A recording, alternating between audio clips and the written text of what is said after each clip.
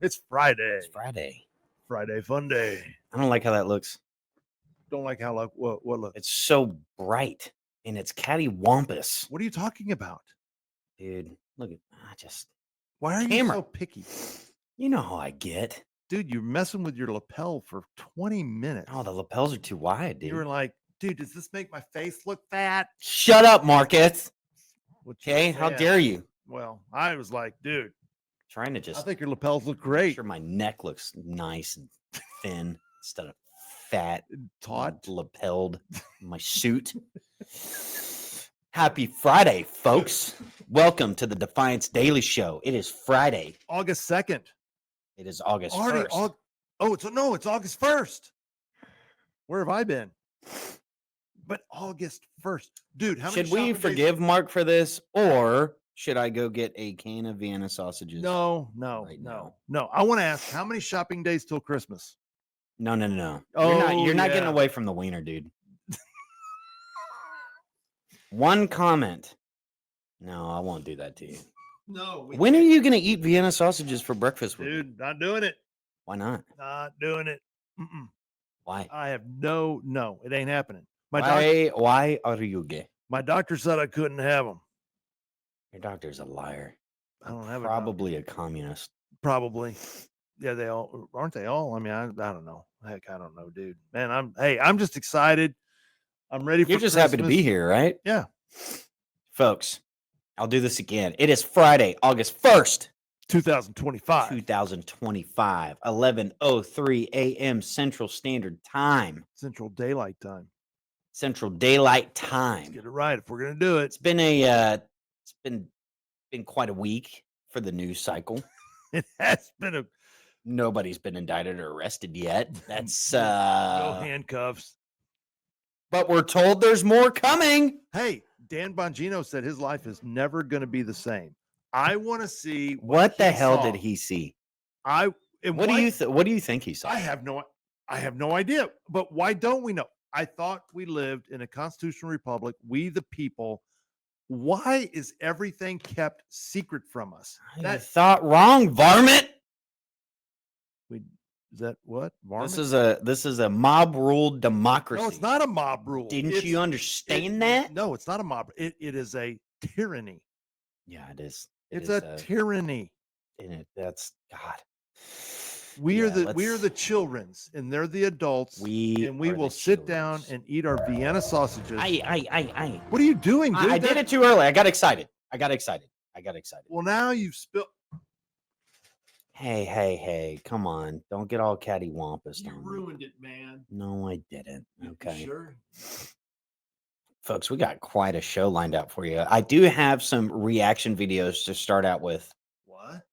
I do. However, before we get started, we have got to do our due diligence. What is our due diligence? That is telling you about Defiance Press and Publishing at defiancepress.com. Folks, please do us a huge favor. Hang on. Before I do that, let me see if I can figure out what I'm doing here. It would mean the world for, is it showing? No, it's not showing. What'd you do? If you could visit defiancepress.com. That's defiancepress.com. Supporting our authors not only supports them, it supports the team here at Defiance. It supports this broadcast, keeps us on the air. We have a load of new releases that are in the pipeline. There is quite a stow of books where we are working on. Very proud of the work and efforts of the team here at Defiance Press. If you are interested in getting your book published, hit that Get Published link right there at the top. Follow the prompts and cue your submission. Make sure you read through the material. It is very important to understand the details behind submitting your manuscripts. If you do have questions, please feel free to contact us directly. That's 281-581-9300. Again, that's 281-581-9300. One of the most surprising things to me, Mark, is I had no idea how many people would be interested in writing until I started this place. There are a lot of aspiring writers out there, and not just catered towards anything political, fiction, nonfiction, sci-fi, romance novels, horror novels. Really, really, really, really telling to me how many people are out there are just laboring intensively over creating a manuscript. And we do have some good material and some good videos we'd recommend aspiring authors watch. Mark, you want to talk about that a little bit? Well, we've done a couple of podcasts now Hmm. that I think they're interviews and they go a long way in explaining how this looks.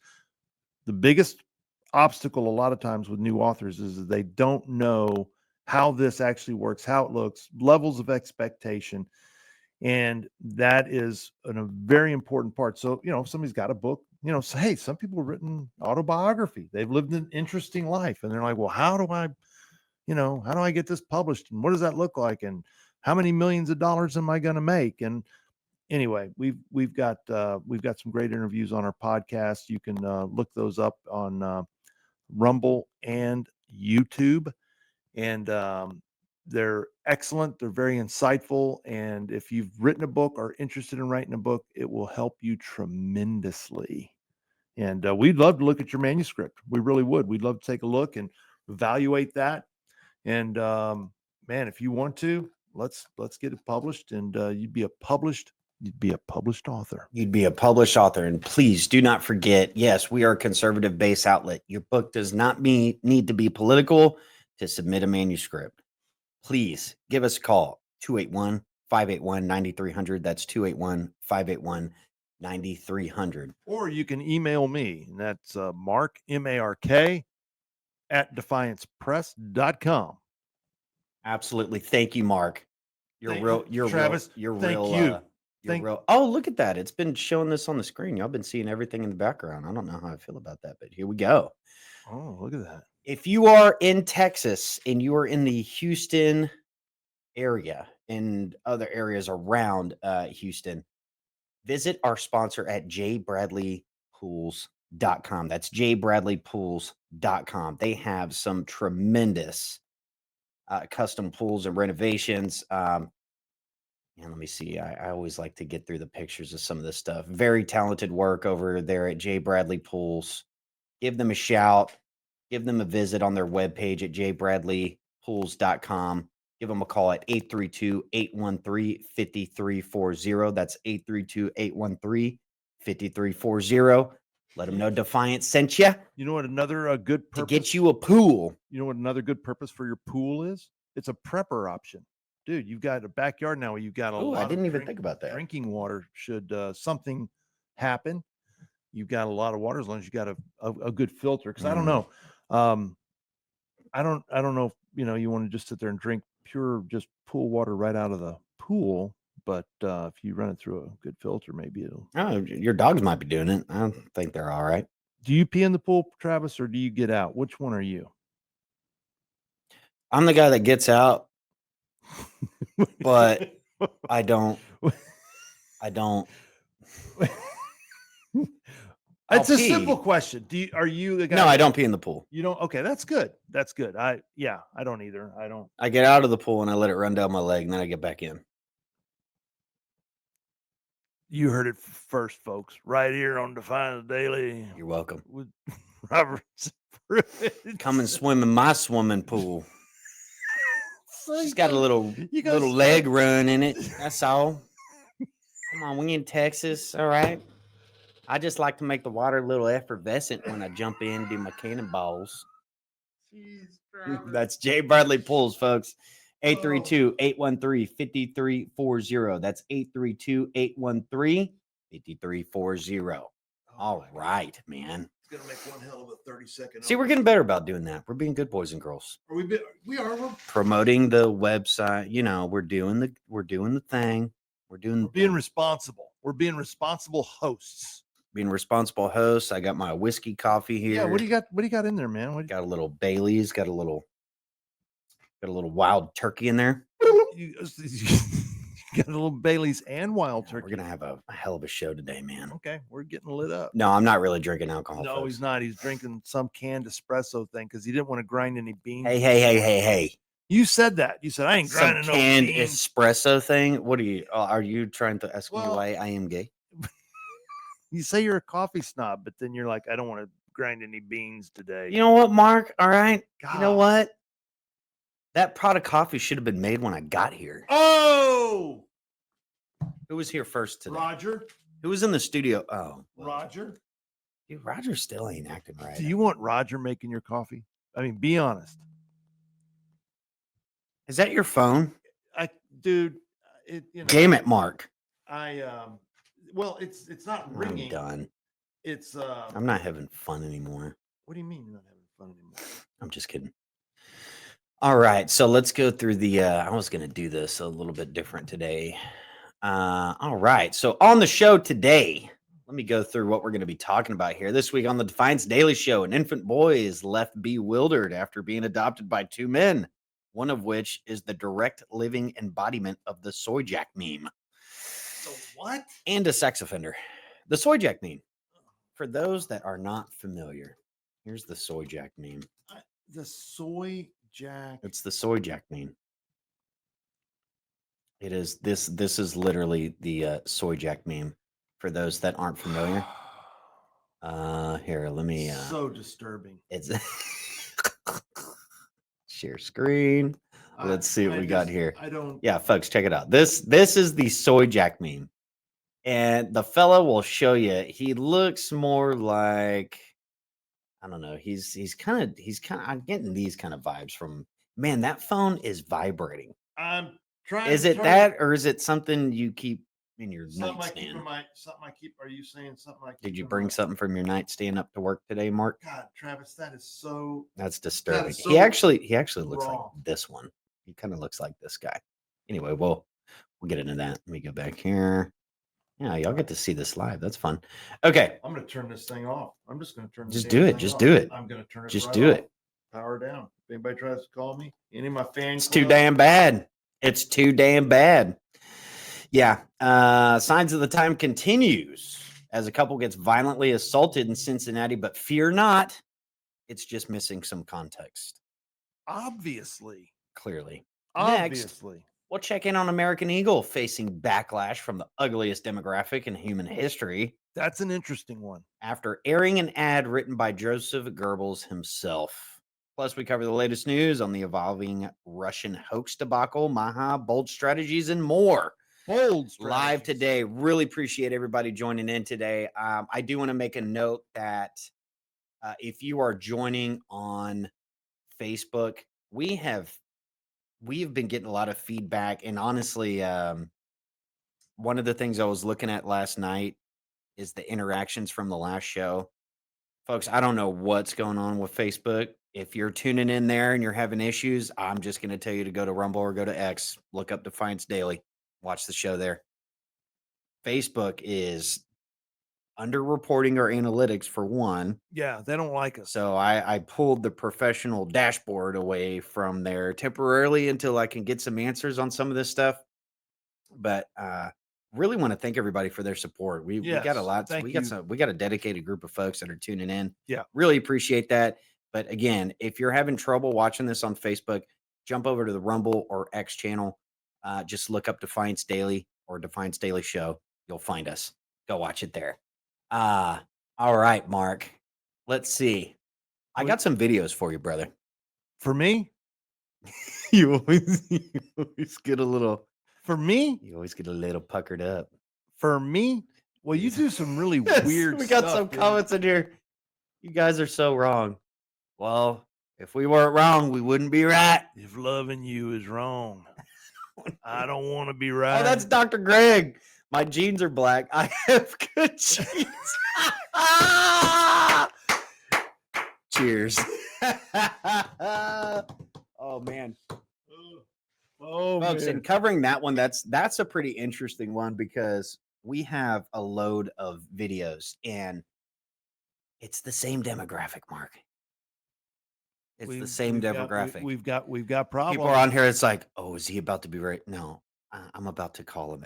It's white, Anglo, feminist, liberal, earplug, nose ring, tattooed neck. Oh, God. super unhealthy. You could see a headshot of some of these folks and know the rest of them are just. Oh. There's just a real miserable segment of the liberal democratic It's modern day mental woman. illness. It is the worst demographic in human history.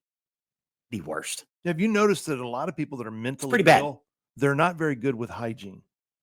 That is Well, that is an indicator. They like to make new fads out of these things, right? You remember the I don't shave my arms or my legs or my armpits. Braid their armpit hair. They were braiding it, and then Yeah. there was a whole thing about not wearing deodorant. Yeah.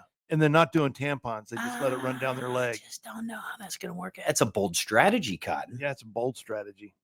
These liberals are filled with very bold strategies. Yeah. They're nuts. Nothing sticks it to the patriarchy like hairy man legs walking around Galveston Bay. That'll stick it to these men. I free bleed. You heard of this? I just My said wife that. told me about. Oh, you did? Sorry, That's what sorry. I just said. I said they don't wear tampons. My they wife let it gave run me down their details. legs. So, and I had so many questions because what is free bleeding? No, that's what it is. And I had all these questions. It's like, do you go somewhere cheap like a Ross and buy a load of underwear instead of buying tampons or they don't wear nothing. maxi pads? You got a set of underwear. You just bleed them bitches. No, you just down the bleed leg. them. They do the same thing that you do when you pee outside the pool. All right, people are gonna think I'm making this up. I'm telling you, it's a literal feminist cry for against the patriot. Let's see. You're gonna go there, aren't you? I'm just gonna try to find one article about this. Find the video. No.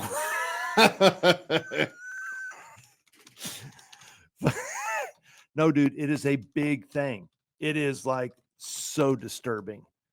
I can't even begin to tell you how twisted and sick. There's a segment. It's interesting to me. Okay, I got a controversial take here too on Sydney Sweeney. Okay, you got a controversial.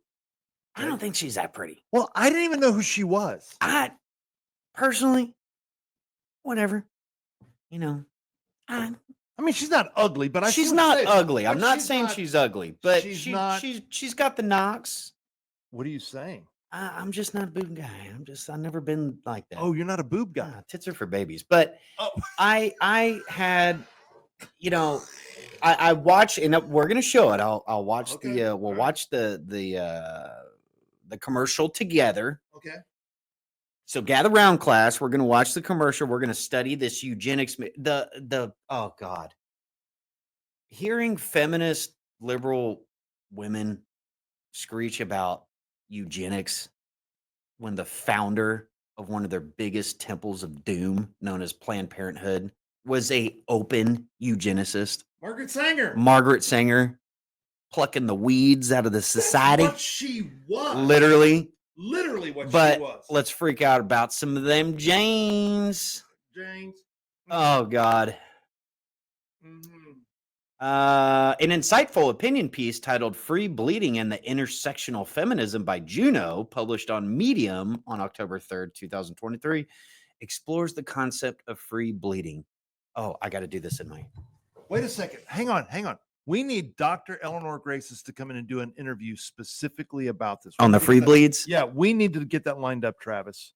I don't think we can get her today, but... I'd rather time that right. You know what I'm saying? I don't know. We want her in the studio if she's, if she's free bleeding, if she's free bleeding on the couch over there, bro. No, we got to put plastic out. Like a Is that tarp? what you do? Like a tarp? I guess we could cover it. Yeah, but we ought to have her because. Sorry, folks. A little behind the scenes, just a little show planning, a little pre-show during the show. Pre-show planning. Yeah.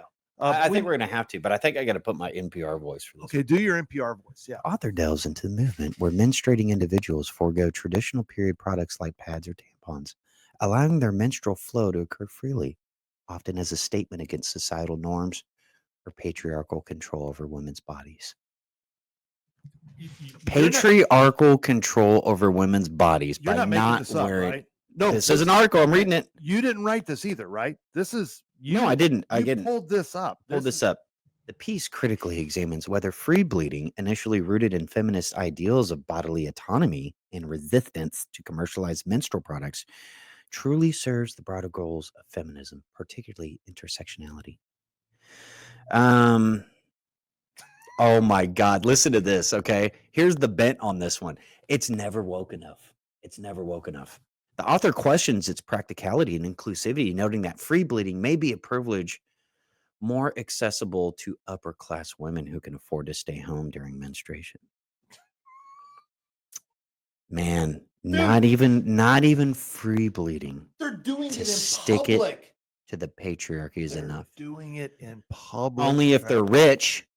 No, they're staying home if they're rich. But if no, they're doing I've seen this these in parades. public. They're doing it in public. Yeah. You remember that parade, the slut walk? And they had them like running down their leg. I'm sorry, folks. I don't know how we got it. I don't care. Yeah, but apparently it's there's some question about its inclusivity. Because What if you don't bleed a transgender? lot? Or what if That's it's another part of what if it's this. transgender? Oh, you Mm. just throw a little ketchup on your leg and If you want to be part of the gang, I Mm. mean, what do you think? I mean, Juno argues that while the movement aims to challenge menstrual stigma, it risks being co-opted into a narrative that doesn't account for the diverse realities of there's a very liberal women are in a very sad state of affairs, man. Free bleeding, armpit hair, leg hair, everything disgusting and anti-beauty is at the top of their pyramid, ladies and gentlemen. do we have any free bleeders in the audience? Oh no, I don't want to know. We'd like to see your comments. Nah, I don't know. Yeah, we'd like to see your comment. If we got a free God, that bleeder. light's so damn bright, Mark. It's okay. I didn't do the lighting, bro. Where's Roger? dude? Okay, well, I know how you feel about Roger. I'm just saying. I don't guess we got any in our audience. Any free bleeders? Yeah. I don't think people that tune in this show free bleed. Okay. I can't even believe that's what we're talking about right now. Is free bleeding and free willy any I mean, that's Ooh, that's a good question. I don't know. I like those kinds of questions. I'm just, Interesting. I'm just digging a hole is what I'm doing at this point. Men competing in women's sports, free bleeding, man, they just all kinds of confused out there on there. So bold strategy, Cotton. We'll see how it works out for them. I do think, well, we'll get into the story a little bit later. I got to get some reactions from Mark here. I always love getting some videos teed up from my man here. And I just, we just got to see what's out there. All right. You promise you'll keep an open mind about this, Marcus? I'm always an open mind. You're always an open mind. Always, man, like a parachute. It ain't no good if it's closed. Where's my damn videos? You Dude, wanna talk about it? I'm about to. I know. I will fire him. No, you won't. Live on air. No, you won't. I won't. No, I won't. No, you won't. All right. Here's a. Last week we covered a guy who's he was being diabolical on the elevator. We got a new diabolical presence on the influencer list. I don't know who this is. Young Vec. Watch him. Basically, this is diabolical. Let's watch. Yo, y'all are like the prettiest girls I've seen out here tonight. Like 4 of y'all should be models for sure. Which one? Yep. Y'all can figure that out. But You are. What did he say? He said y'all should be models. He said you are very beautiful. 4 of y'all could be models. And she goes, okay. which one? And he goes, I'll let y'all figure it out. And then he left. Okay. Diabolical. Diabolical. That was actually really good. That was really that's classic. That's the diabolical stuff right there. Oh, that is funny. That is the diabolical stuff right there. Oh, yeah, because chicks are they'll claw each other's eyeballs out. Oh, they're probably still talking about they're that. still trying to I was the model. I was the model. Yeah. Bitch. They're saying we're all 10s. Who would not? Who's the 9? Oh no, it would totally be you, honey. You're the model. You slay queen. They'd be like the fattest one. Slay it. The fattest one is the model. Oh God, that is good. I'm gonna have to try that sometime. I'm gonna have to try that. Yeah, that's pretty good stuff. Next time I go through the Shipley's drive-through window, say, "Hey man, you all some pretty girls in there. Let me see. Oh yeah, a couple of y'all could be models, and then see what they do. Just see what they say. See what they say.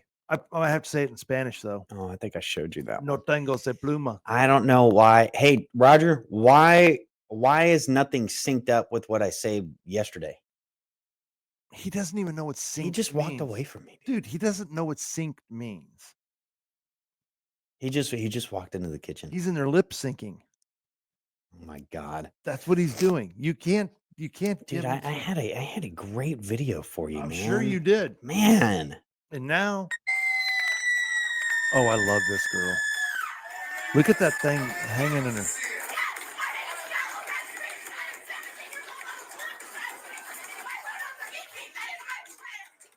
Honestly, that scream was probably the most exercise Sweetheart has done all week. So round of applause for that. Round of applause. Is it just me, or do they all look the same, or is it very, very, very thankful? This Very guy's pretty thankful funny. My pops beat the shit out of me growing up. Appreciate that, pops. Political science major. So that was the other thing stuck out to me about the video. Even if I were I don't know that I'd be standing up screeching about it. I'm 17. I got shaved. I'm a free bleeder. And I'm a first of all, political. was that a guy or a gal? Oh shit! I mean, what You don't know. You I don't know have anymore. no idea. I have no idea, Mark. Do you have to do the crocodile Dundee now in public? Just go up and grab them and see if they. I think so. Is that what we're supposed to do? Is that what they That's want? what Trump would do. He'd grab him by the. Well, Well, you in don't that know- case, he'd grab him by the penis. But you don't know if there's a. So do you give it a check? Do you give it a you check under the hood there? That's assault, brother. And then what if it is a girl and they're free bleeding? You come back with a little something. Dude, oh no. Here we go. What? All right, well, let's go to the next one. Now what do you do? Got to carry around some wipes. LA City Council. This is not a joke. Martinez and Nithya Raman were on hand today to help remove the signs. They say the no cruising and no U-turn signs were put up in the 1990s to prevent people in the gay community from meeting up with other gay people. You guys all right? you guys doing all right? Now we're bitching about traffic signs. It's actually, I'm gonna tell you something right now. My taxes, the taxes that I get taxed at the end of the year, is also homophobic. So if you want to get rid of that too, by all means, very homophobic. My taxes are very homophobic. I love it. Oh my God! Wait till these assholes find out about one-way only signs. Pretty damn funny.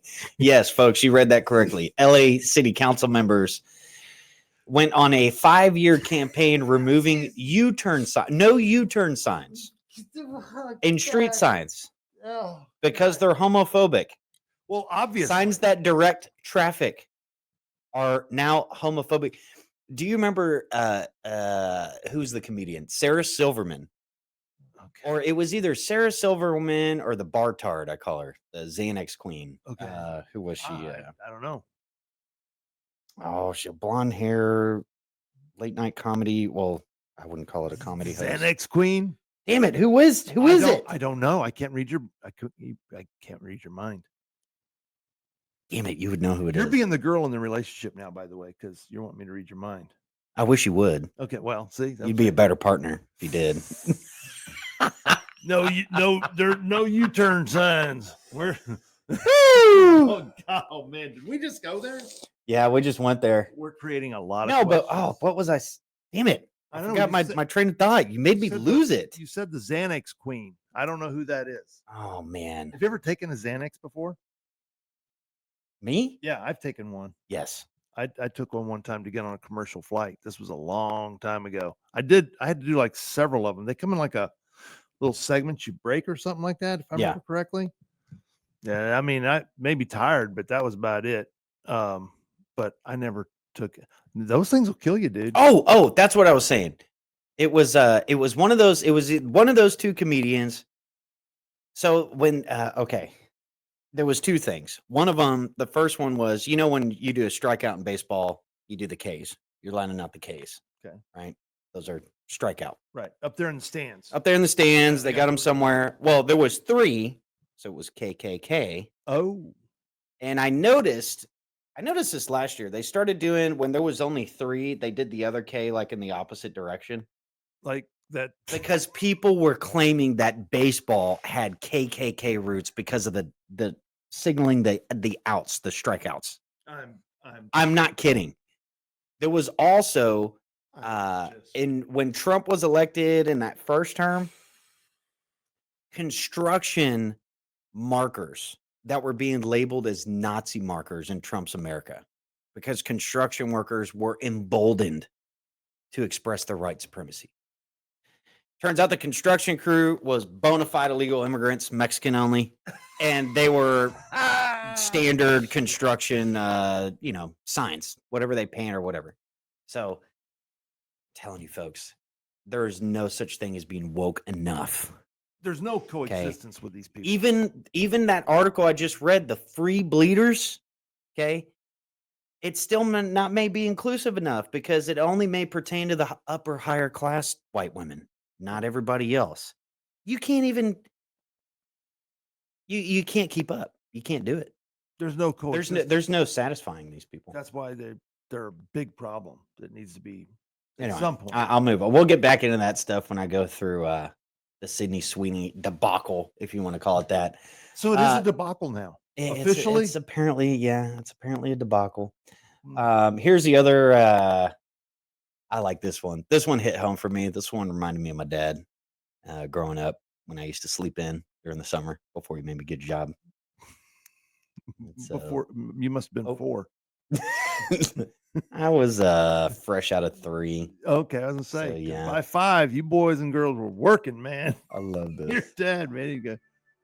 Wait. Sorry, let me start it over, folks.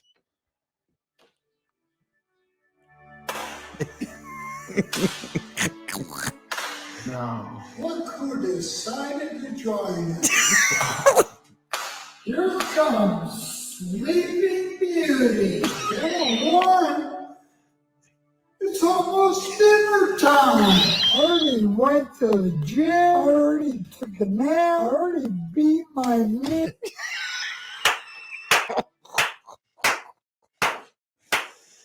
That one reminded me of Pops, man. That one definitely reminded me of Pops. Look who decided to join us. Sleeping Beauty. And that was at 6:30, right? Wake up at 8, get down there. Oh man. That's good. That is good. That was some good stuff. I had a video. What do you want? That is a thing today. People are just like sleeping all day and shit, and just they're letting their. First of all, I don't understand people that have adult grown kids living at home. I don't understand how that works. I mean, I know, don't send me hate mail. I know there's send him hate mail. He's a He-Man woman hater. That has nothing to do. Sorry, dude. I can't help it. Any opening I get, I'm just gonna do it. He's gonna do it. He said, "Man, you're woman hating." I go, all I'm just saying is you got 34-year-olds living at home still. What the hell is that? What is that? Yeah, that ain't good, bro. No, and it's not one-off. Signs of the times, my friend. Well, Signs of the times. We got problems, man. Signs of the time. I do have some cool stuff I want to show. I actually have a lot of cool stuff. I don't know if this is really. I didn't find a bunch of nasty lib free bleeders to make you react to, but I thought this was cool. What kind of dog is this? Is that a Malinois? I believe so. That's not a Malinois. So damn cool. That's a Malinois. I just, dude, that right there. Dogs are so damn cool. Climb a damn wall. Athletes. Look at this. I want that dog. Can I pet that dog? Let me tell you something, bro. I think I can pet that dog. That ain't no pet. That's not an indoor dog, I promise you. Oh, hell no. That would be cruel. Yeah, with a dog like that. You can't put that. No. Look at this, dude. What's crazy is him like shaking the shit out of it when he gets up there after spending all that energy doing it. Oh, dude, you know how I am about this stuff. I love those the sheepdog videos and You ever seen a dog eat Just- somebody? the way the things you can train dogs to do is just so amazing. And mine's still pooping my laundry room, so you know that goes to show how I wouldn't brag about that. It's kind of like having a 38-year-old. living at home with you. You ever seen a dog eat anybody? Eat anybody? Yeah. Like bite somebody? No, like start eating them. No. Yeah, we had that. What when When you I was were cop- when I was police cop, yeah. officer? Yeah, we had our canine officer out there for 10 district. I won't mention his name, but God, he was a good guy, man. Yeah. He's God, that light is so damn bright, dude. I can feel it why are you telling warming me? my face. Well, maybe you need a tan. Oh, maybe I do. Anyway, go on. I'm sorry. No, that's okay. But he Wow. was a great guy. But if somebody ran, now this is a long time ago, so don't anybody try, boom, no, this is a long, It's a long, long time ago, It's a folks. Get long over time it. ago. All right. And man, he could, the dog would run him down, grab him, and he just took his time getting there to the dog. You know what I'm saying?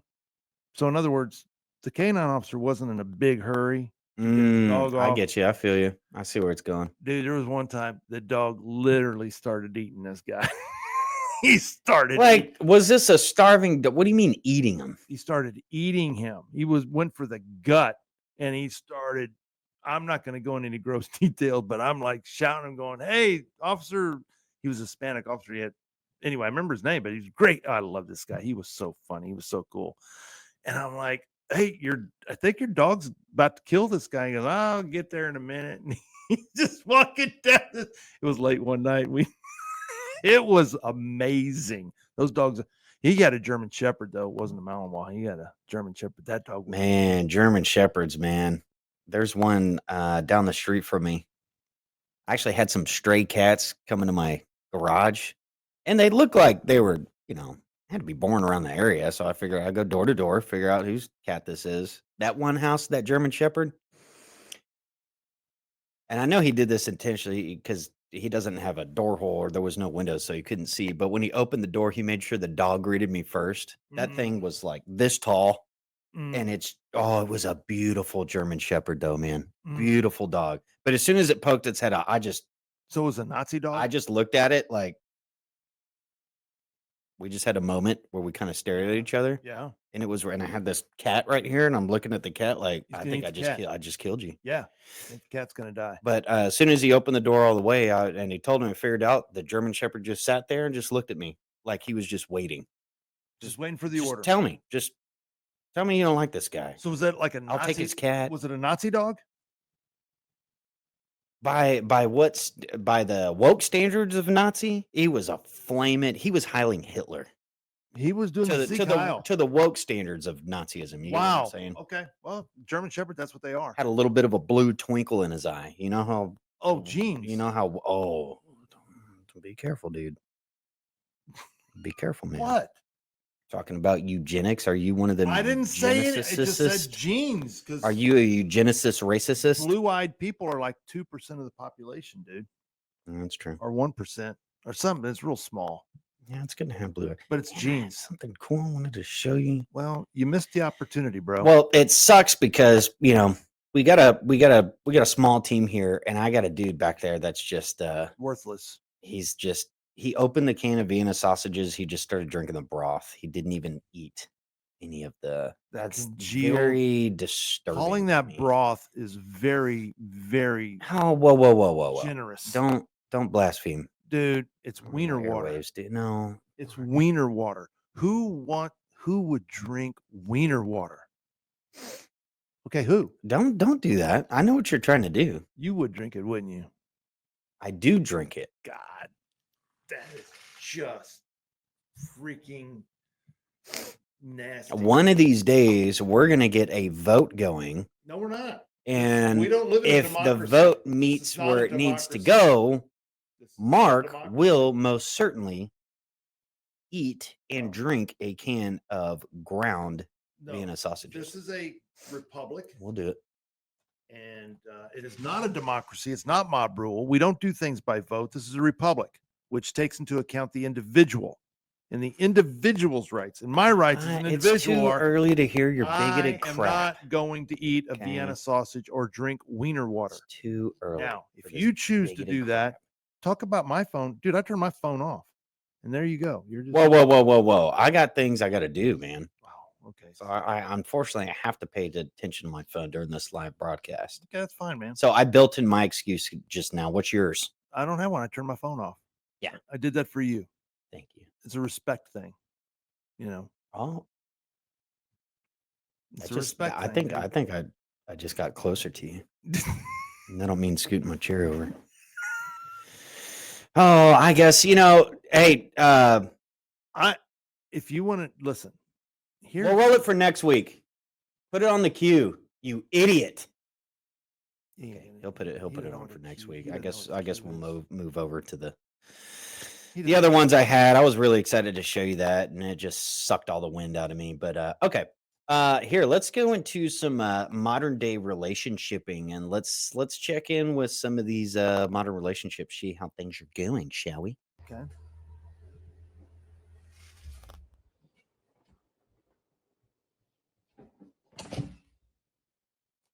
This is getting ridiculous.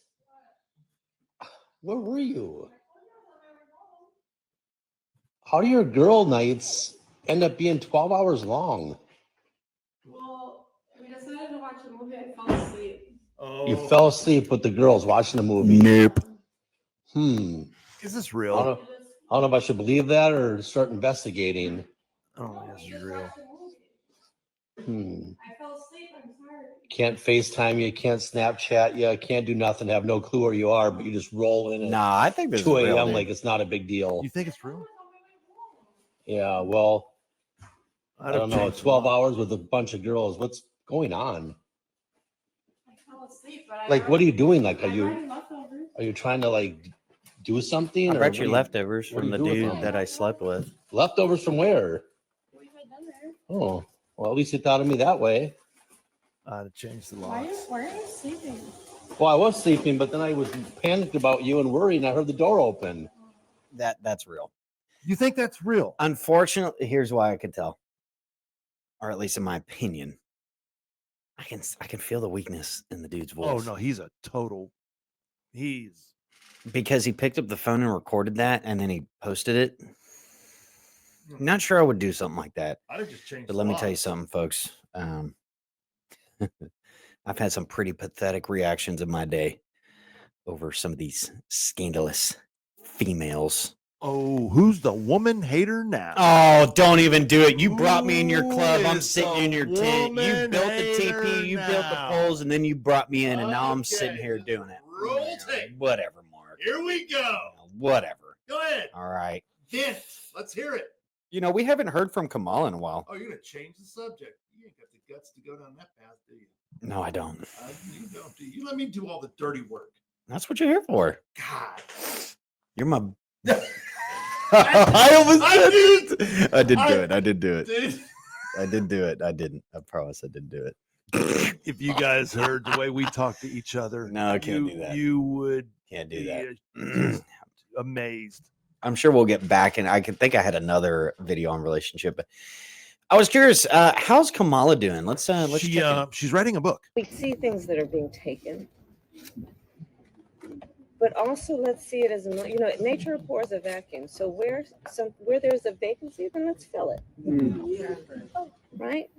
And let's know that the reality is that the progress of our nation has always been about the expansion of rights, not the restriction of rights. Mm-hmm. We're seeing a U-turn right now, but we have to keep fighting for those rights. She to said be U-turn. maintained That's a because we have to homophobic keep slur. vigilant, It and is. It's just the nature of it. And it doesn't mean we don't see the beauty in everything, right? She's so These wise. things all coexist. Oh my But I God. believe we fight for something, not against something. Dude, listen to the crowd, though. Listen. Not against Listen. something. Fight for NPC something, not memes. against Yes. Very something. insightful. And that's our optimism. And I don't know. To me, she sounds a little drunk. No, she's Does drunk. she sound a little dude, turned up she there was a little bit? inebriated. And I was going to make another from an observation. Dude, she hit the wall pretty hard, didn't she? There was a time where she was an attractive young lady. Well, she was Willie Brown's, she was one of the sex girls slave. on Montel's arm, Oh, man. dude, she was a Remember whore. that? She was a freaking prostitute, but she hit the wall hard, dude. She hit the wall hard. You think so? Yeah. Oh, look at her. That wall came fast, but smack. That's a good comment. What did she just say? The worst part is that everyone is agreeing with that. It is liberal babble. I got to play that again because just the astute level of sophistication, Marcus. Oh, Charlie Toth would approve. Right. And that's our optimism, right? Hey, go back real quick. Show that. I want to show. Profound. Go back and okay. See the guy where the N is almost covering his face. This guy? Yeah. No. The guy above him. The guy where the this N. guy? That's Secret Service. Watch him. Now, this poor guy, you got to understand something. This poor guy is assigned to her. He spends a lot of time around her. He's like, she's gonna die of turning herself into a damn retard. Now, there is a chance that he is a flaming commie pig, okay? I don't look at him. This poor guy has to follow this idiot around. He's like, nobody's gonna risk their life trying to take her out. She's doing it all on her own by speaking. Dude, way he is moving us. Dude, the poor Secret Service agents. Oh God. They see a lot, don't they? Oh, they see everything, bro. Okay, back to a relationship Oh, one. This her. is a woman says she wanted to get a divorce with her perfect husband because she can't be herself, then immediately says she doesn't know who she is. Because this is super vulnerable for me and I'm a pretty open person. But earlier this year, I told my husband I wanted a divorce. And this would probably shock a lot of my friends and my family because I hadn't told anybody, okay? I walked myself through the logistics of where would I live, how would we split the time with the kids, who gets the dog, where all of those things, okay? Had a full breakdown. I feel like I have been searching for something in my relationship that we don't have for the whole time we've been married, which has been 10 years. There is not a single thing about my husband in and of himself that I do not love. Let me be very clear about that. He is the most self-disciplined, loyal, hardworking, good person that you could meet on this planet. And that is probably the reason, that is the reason why I have not left. Okay. Our relationship and what my expectations are for my marriage and what they always happen are not met, right? Which I don't know if anybody's are. The reason that pushed me to even Babble. What is this? First of all, there's nothing that expresses a point better than like you got a fistful of gabagool. Gabagool. I live with my good husband because he doesn't make a good gabagool. Do you make a good gabagool? He's perfect in every way, but perfect in any way. But the manicotti, it doesn't work. I get it out of the fridge, I reheat it. It's hard. No manicotti.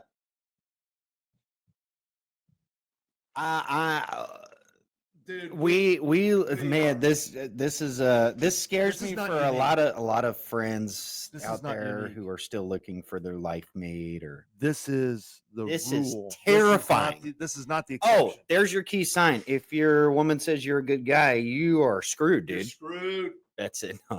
That's a very pessimistic view, but I'll just tell you, hey man, that's the guy. That's me. That should scare I've been married 4 you times. as a young man.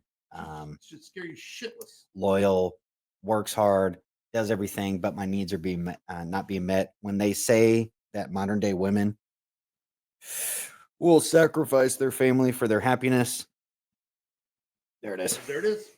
Okay. Okay, that's Dude, you're a woman hater, man.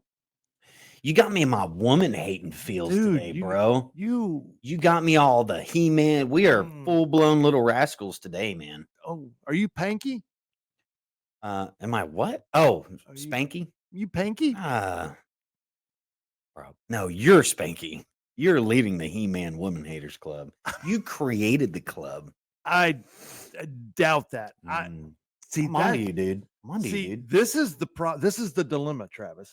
I wish I could hate women because You it would can't. just be easier. Yeah. Life would be just, Yeah, it'd be easier. but dude, but dad, that right there. There, That is an embodiment of that is so because prevalent. that today. was going That is around a lot so of podcast prevalent. circles about how a lot of women these days they will sacrifice their family for their own happiness. And some of the reactions to it, a lot of women, of course, they're like, no, that because there are women out there that would never do something like that. They were just like, Oh, sure. they just won't do it. There's So always they can't exceptions. even relate to it. But most to do it. All right. I found another video. I wanted you to see this one, Mark, because you know how you usually see Florida man stories? Florida man. Yeah. Like Florida men in general. No. Oh. Like you ever heard like the wild stories about the Florida man? He's No. running down the street with the alligator costume on and his butt's No, out I've never or heard of something. such a thing. You know the meme behind Florida man? No. Oh my God. Am I Boomers. Here I go again. He hates old people. He hates old people. What's that called? I'm ageist. You're an ageist. I'm ageist. God. Anyway, God. we hear a lot of stories about Florida man for those who know what I'm talking about. Florida. Okay, what is it? Like Florida man, whenever you hear Florida man, it's always the wildest stories about some dude on bath salts going down the freeway or some dude who let out bath salts. See, this sounds gay. Bath salts? Bath snorting the bath salts. Yeah, and they get all wild and I know what that is. It's basically crazy news stories are always involving some kind of Florida man, something you wouldn't expect. So I found one that I knew Mark would like. This is a segment called Wyoming Man. Check it out. This Wyoming man stole a golf cart, extremely drunk. Got frustrated. Wait, stop. Pause for just a second. Pause. Okay. First of all, okay, I can't really tell. Can you zoom in at all? No, it's as good as it's gonna Okay. get. My bread. Okay. Is that guy black? I think so. Okay. Have you ever been to Wyoming? Yes. Okay. How many black people live in Wyoming? Not a lot. There's just not very many black people. First of all, there's not very many people live in Wyoming. So why is this guy Wyoming? Everybody's man? recording him. I don't know. I don't understand why that's Wyoming man.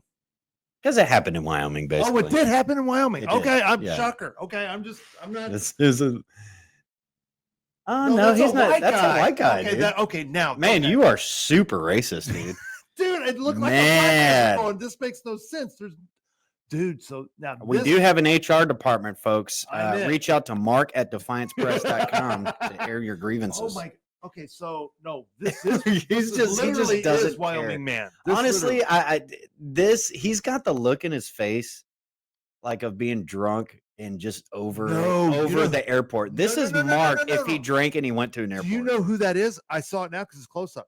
That is the husband of the lady we just watched. Oh my God. That's him. He's like, that's him. Drunk Wyoming man steals an airport golf cart, then rides it down a moving walkway, shattering the glass from the railing. The incident unfolding. Wow. Yeah. 29-year-old Kevin Sinning was eventually stopped and arrested, charged with third-degree grand larceny. Jesus, man.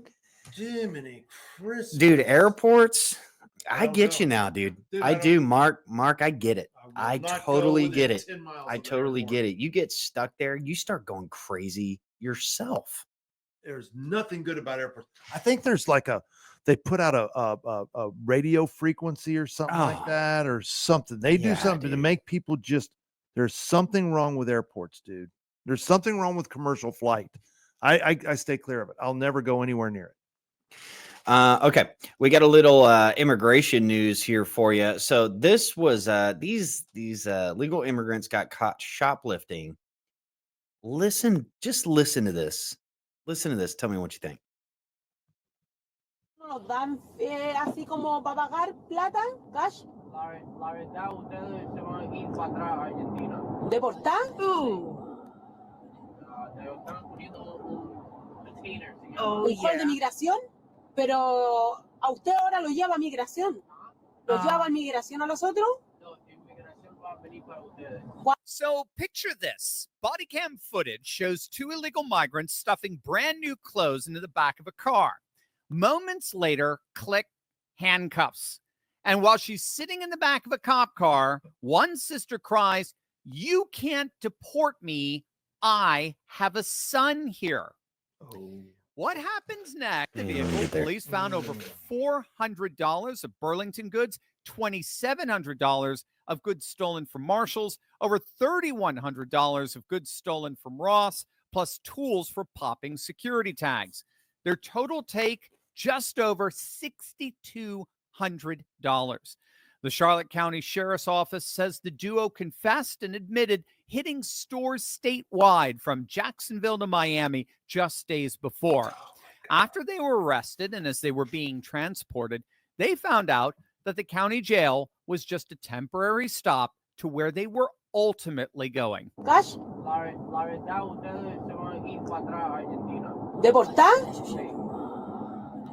Te están poniendo un detainer, se llama. Un hall de migración, pero a usted ahora lo lleva a migración. ¿Lo lleva a migración a los otros? No, inmigración va a venir para ustedes. ¿Cuándo? But then one of them, Cuando tenía hijos te deportan. Ya, pero mire, yo tengo hijos aquí, po. No sé qué decirte. Cuando tenía hijos te deportan igual. Yo no trabajo por inmigración, no estoy seguro de cómo ellos trabajan. Pero yo sé cuando ellos se meten en el negocio de nosotros, ellos sacan a la gente normalmente rápido, no se demoran mucho. Y a los otros los pusieron hall de migración ya. Ya, sí. ¿Y por qué tan rápido?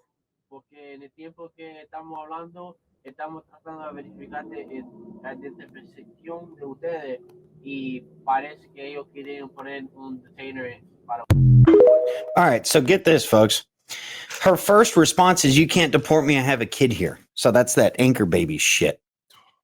Now, what's interesting about this is now, if you get arrested and you're illegal and you're doing shit like this, they come to you now. That used to not happen. No. So I thought that was pretty Loving it. telling. And then I start thinking, you know, guest to your home. You know, there's just people that you don't want over at your house, right? Would this be one of those people? You know, treating your country like a home, your state individually, I would say more importantly, like your home. Oh yeah. You should be able to pick and choose who you want the hell to come here. Why the hell would you want that here? Going up and down, looting, then you get arrested, and she thinks she's obviously been, to me, what that video shows is she's been doing this. Those two have been doing that. This is their They've been thing. arrested before, but they were never worried about the deportation element. And the fact that the police now, when they're arresting and you don't have verified papers, boom, you're automatic. They're coming. Yeah. They're gonna come get your ass. And I have no sympathy for it. So I don't bravo to the new administration's efforts on immigration. I think that's a very telling video there. Yeah, they acted a little shocked, didn't they? They looked extremely shocked Yeah, because it's not like when they were getting told the rundown. They don't get to go And home she and pack a gets, bag. her first response is, "But you can't. I got a kid. Yeah, well, I'm good. tough titty," said the kitty, but the Came nurse here said, legally, got pregnant, got a kid. Can't do shit to me." Yeah. Say bye-bye. Watch this. Watch this. They better load that kid up on that plane and send him back with her too. Well, I'm thinking, that No, would be send the 'em other thing. all. If the kid's with daddy and he's, I bet daddy's he's illegal. legal. But if they are, just send the whole family back. Send man. them It's all. okay. We can't be splitting up We families. can't be doing that. Send them all together. Send them all. Send them all together. No sympathy whatsoever for me. All right, this one's pretty wild take. This is one of the worst cases of attempted insurance fraud I've ever seen. Take a look. Oh boy. Oh my God. Oh, they're gonna back up. Oh, there you go. Oh my God, what is he doing? Babe! Babe, what happened? Oh, shit. I don't know. Babe. I got into an accident. Oh my God. Oh my God, Where are babe. you? I'm on the Bell Parkway. This guy just reversed into me. What the hell is going on? Reversed into you? Yeah. Look at them slow getting out. Oh, Fuck, I'm Oh shaking. my God. oh no. Babe. Oh, my head. Look at him holding his. Stay there. Oh my God. Unbelievable. Where on the Bell Parkway? Look, she's holding her head. Holy shit, you know, after that turn. All the cops. She's Yeah. got a dash cam, folks. This is a Oh. great reason to have dash cams. Hold on, okay? Look, they're taking video of They're her. taking video, yeah. Look, at some point you can see, they can tell there's a dash cam. Hold on, babe. Look, he sees it right there. Yep. Wait. Yep. So the news story related to that, apparently only one of them got caught. The rest are still on the run, to my understanding. Man, people like that. Victim Ashbia Natasha's car sustained 8,300 in damage, but no injuries occurred. Perpetrators. Oh, it looks like so this is updated as of July. The perpetrators, Mikel Martinez. I cannot pronounce those last names. Were charged with insurance. There was 3 folks charged with insurance fraud, staging accidents, reckless endangerment, and conspiracy. They face up to 15 years in prison. Lock them up for 15 years. These people like dude, that, dude. That is the the energy and effort that people go to rip people off. You know, they could expense some of that energy into actually making legitimate money and probably do pretty well. Do you know what really needs to happen? Do you know what really needs? I'm being dead serious. You know what really needs to happen? And this stuff doesn't stop because of our justice system. Because I'm telling you, folks, they're not going to spend 2 days in jail. They're not. Now they might get probation. It's like, okay, they're facing up to 15 years. No, they're not Make getting, them get it. But they're not going to do it, Travis. They're not going to lock them up. There's not enough room in the prisons. They're not going to lock them up. This is what should happen. If we were a nation that had any men in it, those people would no longer be a problem to society. They just wouldn't. And I mean, I hate to be cruel. And some of y'all, I know the women are probably, oh, what is he suggesting? I'm telling you what I'm suggesting. We should have a society where men are strong enough when you've got people like this, because these are not good people. These people are what destroy societies. If we had a society, they're the parasites. They destroy our societies. What should happen, an example should be, those people should be in a situation where they will never again be a problem to our society. Mark, you're just a party pooper. You need to get out and experience some of the wildlife out there in the streets of America. Whee! Just look at that. I just think you're a little hard on where our culture's at, man. I don't know what's wrong with you, Mark. Again, I don't know what's wrong with you, dude. You know what should happen to that? There should be examples made. I'm all about bringing back bridge ornaments. I'm just going to say it, okay? Dude, you are so... I'm just all about bringing back bridge ornaments. And you know might how as quick this just would go stop? join the cartel, Mark. Do you know how fast that crap would stop? I think it would stop overnight. Pretty quickly. Pretty damn quick. Pretty quickly. Hi, Mom. Hey, there's your mom. Hi, Rose. All right. So I got, is this, this guy made Father of the Year, in my opinion. Let's check this out. Oops. Oh, crap. Oh, crap. Can I help you? No. What are you doing here? I'm really sorry. I was going to ding dong ditch you guys. I'm super sorry. Did your dad know you're out here doing this? I will call him right now. Yeah, he does know. I doubt that. What's the holdup? I've been caught! Well, run, idiot! Yeah. He goes ding dong ditching with you? Yeah, he says it's a core childhood memory and he wants to be a part of it. This is made up. Okay. You gotta go. Okay. I love it though. I That's mean, made- but it's that's made if up. it made up, It's made whatever. up. That is funny. Super awesome. That man. is funny. Super awesome. That I is got funny. caught. Well, run, idiot. Dude, I used to do stuff like that before it got out of control. Before you became a woman hater, or was that part of It was before all that. That's when I was still. Okay, now wait a second. A lot of innocence. Now, I don't know what all you can say because mom's on the. She's watching. Mm. So, tell us a story. Don't sit there and say, "Oh, I used to." Do that." Okay. Oh man, this is a dumb one. This is when it kind of escalated into more like. Are you having issues? As with it your- was just a punk. It was punkish behavior. I was a punk. Well, how old were you? I think at that time I was 13 or 14. There was a vacant house in our neighborhood. Do you have any pictures of yourself when you were 13 or 14? Yeah, but I'm not gonna show them. I think you need to show them. No way. Just show one picture of you when you were 13. If I can find it, I'll show it. I don't got time to dig through all that. Anyway, Folks, do you want to see a picture, Travis? When you no, were 13? no, they don't. Yeah, they do. No, You started this. no, sir. Who? Start lighting up the comments here. I'm not even gonna open the comments. Travis. I don't want to interrupt. What about a picture when you were 13, Mark? I don't have any. Huh? Our house burned. Wait, when you were a disgusting fat body. I was a fat body with horrible acne. Oh, I was a disaster. But anyway, I don't want to disturb. Oh, your dude, story. I was an elementary school looking kid all the way till 22. No, you weren't. You looked like you were 8 until you were 22.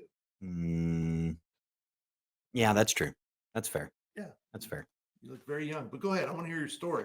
Well, we had what did we have? Yeah, we had the vacant house, and I had a camera that we used to run around with, and that was, in my generation, that's when Jackass came out. It was just a little VHS, Okay, that so it was a little video half camera. cassette. Yeah, Pop it in, go do stupid stuff. We would, God, this sounds so bad. We'd pretend to be suicidal and jump off the bridge into the creek and see how many people would pull off and like freak out. Whoa. Yeah, Hang on. What it was- bridge? What bridge? It was just one around the neighborhood. It was on Luetta Road, and it was steep enough where people were like honking. Some people, they freaked out. They would turn around. We record them, be like, "You idiot, we're fine." And the cops eventually got called, and then the cops that came down there, they got upset, not because of what we were doing, because one of the cops was like, "Man, what are you doing swimming in that water?" It's like, he's like, "Man, I'm not even gonna. You aren't even in trouble. You probably got some kind of parasites swimming in your colons red."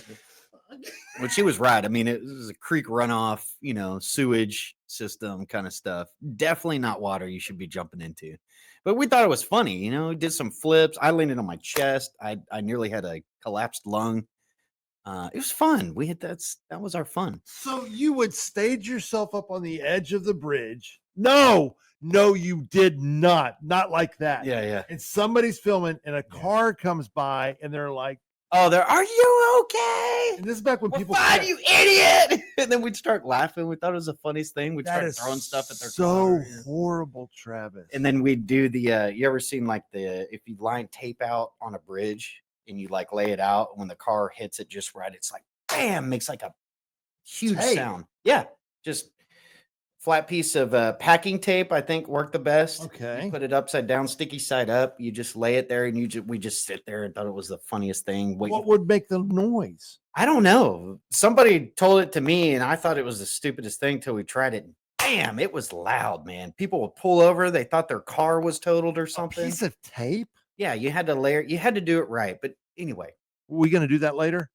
maybe. We got to film it and then show it next week. Egging cars, egging doors. You egged one of cars. the worst things. All right, I felt You egged cars. Oh, I did worse. But one of the things was we like to get those those big old trash cans, outside of your house.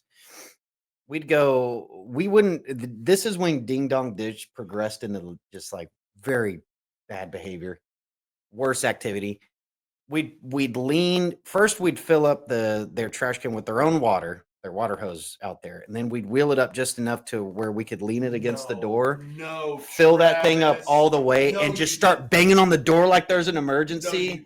Then we'd go run back, they'd open the door, and just the water just whoosh, all in the house. And oh man, it was bad.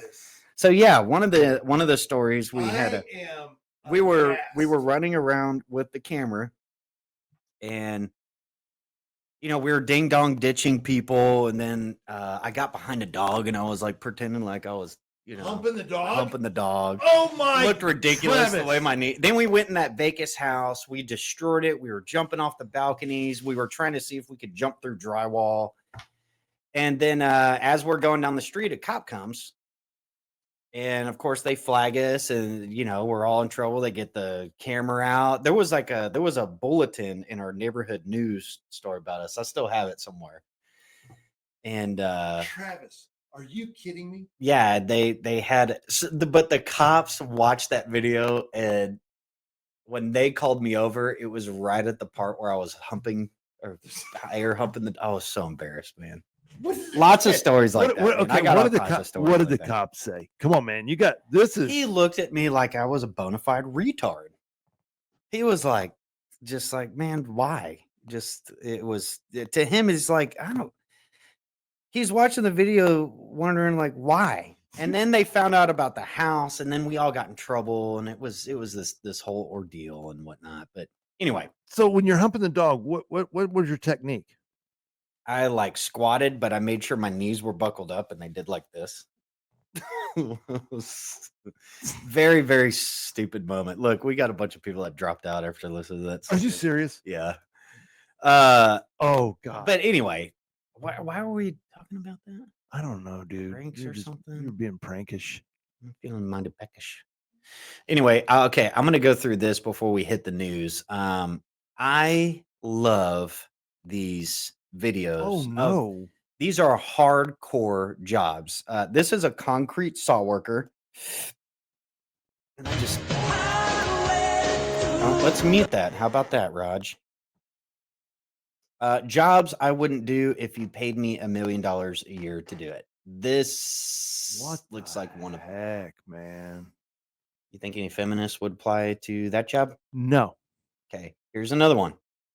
This one is a bus driver in the Himalayas. This right here is a big no-no for yours truly.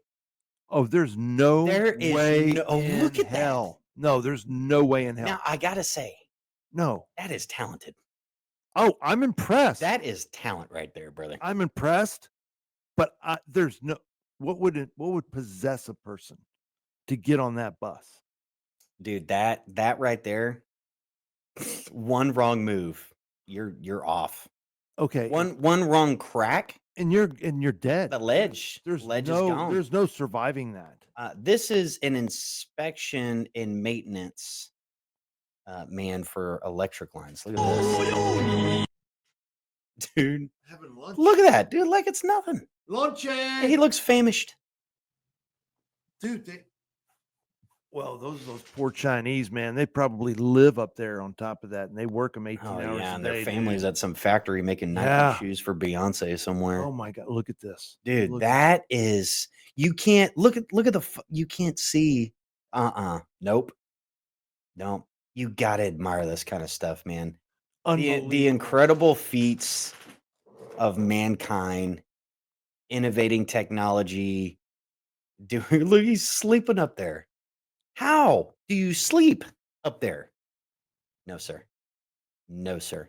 Wow. Now, I heard you actually get paid quite a pretty penny to do this kind of stuff. Dude, oh my goodness. Amazing. It's amazing stuff. I love these kind of videos. Let's see. Okay, this one is shocking to me. The high seas, this is the North Sea. You get paid very well doing this too. Out in the high sea. Look at the size. These are the size of skyscrapers, folks. I'm not exaggerating. These are high-rise buildings. Those are 50, 60, 70-foot waves. Insane. And look at this huge ship in the middle of it, just getting dinged around like that. Look at this. Wow. No chance, dude. Do you get seasick? No, I actually don't. don't You'd get be seasick on that. That's, when I think of being seasick, I'll get a little chop. Yeah, Get a little chop. that right there. That's a lot of chop. That's not a chop. That's straight logging activity. Rolling ocean tides. Look at this. That boat is huge too, man. I don't think it's a tanker. appreciating the context and size of this, man. That gum, those dude. people that go out there and do that, risk their lives for that kind of thing, absolutely incredible. Unbelievable. Let's see. Unbelievable. But I don't see any It's not women an doing any of these. So inconvenience. these seem to be all these are men doing what This is another one. This is a skyscraper construction or contract worker. Just, dude, I'm getting anxiety looking at that. no. Yeah. Can you? No, dude. No. Sorry. But like it's nothing though. He's so nonchalant, Oh, I'll get a little cord here. I'll walk back. I'll go across the ledge. That could easily lead to my death while I'm looking at the camera, not even looking down. Incredible stuff, dude. Absolutely incredible stuff. Unbelievable. This is one of the cool. I like these weird things, folks. So y'all got to indulge in what I like too. These loggers, some of them have a very impressive technique. Look at what this guy did here. Wow. Look at that. Like dominoes. Cuts them all first before the main tree gets chopped and just lines them down like this. Folks, logging is one of the most dangerous jobs Extremely in the dangerous. world. Look at the size of these. Oh my. Do you know how many of those guys are attacked by woodpeckers? Yes, I've heard this. I was making this crap up, bro. No, I'm not. Are you being serious? No. I mean, I feel like that's something I would do. What? I'd do some logging. I'd do some logging. Are you a lumberjack and you're okay? You sleep all Yeah. night and you work all day? I'm all right with that. Yeah. Well, This one is this is related to one of my biggest fears. I know we talked about that on the show. What our biggest fears. Dude. So let's just dive into the abyss. No. And do some of this activity. And he's gone. Yeah, no, not doing it. Pitch black. That's a deep sea saturation diver. What dude, look at this. What is a deep sea saturation diver? No idea, but I don't want that job. I don't want that job. These oil rigs out in the middle of nowhere. Look at this, dude. Those are actually boats, and they're kept in place. Yep. With these special kinds of propellers and of course GPS. That would be a nightmare. That looks like it doesn't look fake. I mean, it's just the I don't even appreciating the magnitude of some of these man. It's awesome, man. I gotta say it's awesome that there's people out there doing these kinds of things. Yeah. Very incredible stuff. And nobody thinks about it, Nobody thinks about it. We get our cell phones, we turn on our lights, switch and lights come we're on. buying furniture, and you got loggers out here doing this Pull up kind to of the thing. gas station, fill your vehicle Fill up. your vehicle out. There's somebody out there on that rig to make that happen. God, dog, man. It's just absolutely impressive stuff. We don't need no men's. No, we don't need the men's. We don't need no men's. No, men. You gotta hate men. Men are horrible. You said it right. All right, let's cover the soy jack meme, man. Let's start getting into some of the news that we got here today. Oh, and I know I'm missing some stuff. Before I go on, I don't really have any articles prepared for it. I did see Hawaii was getting rocked with a tsunami. They had the sirens going off there. So it happened? I don't know if it. No, You know what? that didn't happen. I think they were. It was expected. The largest earthquake ever recorded. Off the coast of Russia, right? Well, yeah, but it was up in the North Pacific. Yeah, okay, you're right. They were downgraded last night. When I saw this yesterday, and I know internationally there was some other area that did get hit, and somebody, if Roger did his damn job, they were recording the tsunami hitting the shore, and then they got washed away. They're all okay, but it's like, man, why? Got to record everything now, don't we? You can't mess with tsunamis, dude. No, you really You really can't mess with a tsunami. You ever been through a tsunami? No. Tsunamis are badass, buddy. Yeah. Yeah, that's like that. Remember when they had that tsunami there at Phuket in Indonesia? No. About 20 years ago? Mm-mm. Oh, man, horrible. I don't know how many thousands of people were killed. Unbelievable. Terrifying. So this is coming up in the news again. Here, let's just watch the video. God, Here I we can't go. deal with this, man. Here you go. These I'm just going to say this. freaks. I'm kind of back and forth on the same sex being able to have surrogates and adopting these children's. This will sound, I guess I can be biased towards the gays. I'm more opposed to men doing this than I would say like a lesbian couple. But we already know where Mark's going to go with this. Why is it? You know who I think of? Pete Buttigieg. Pete Booty Juice. Pete Booty Juice. Pete Booty Juice. The Pete Booty Juice. So this is the guy that's the living embodiment of the soy jack meme that I just showed you guys. I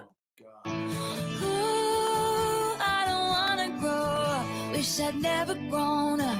I could still be living. This child looks absolutely bewildered. Why are these hairy men? Where is my mom? Where is my mother? Where?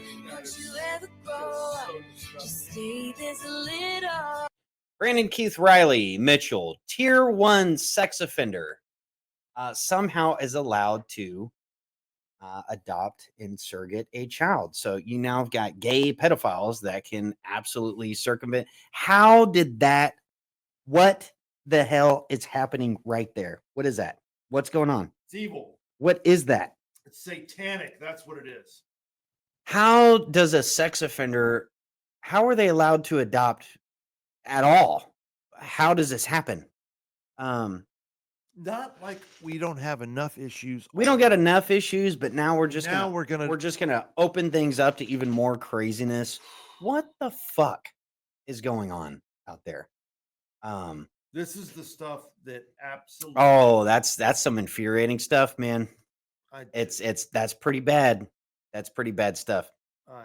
But yes, the living embodiment of a soy jack meme is also a pedophile, and there's stuff like that going on out there. But that Sydney Sweeney made that damn commercial, man. Why isn't he in prison?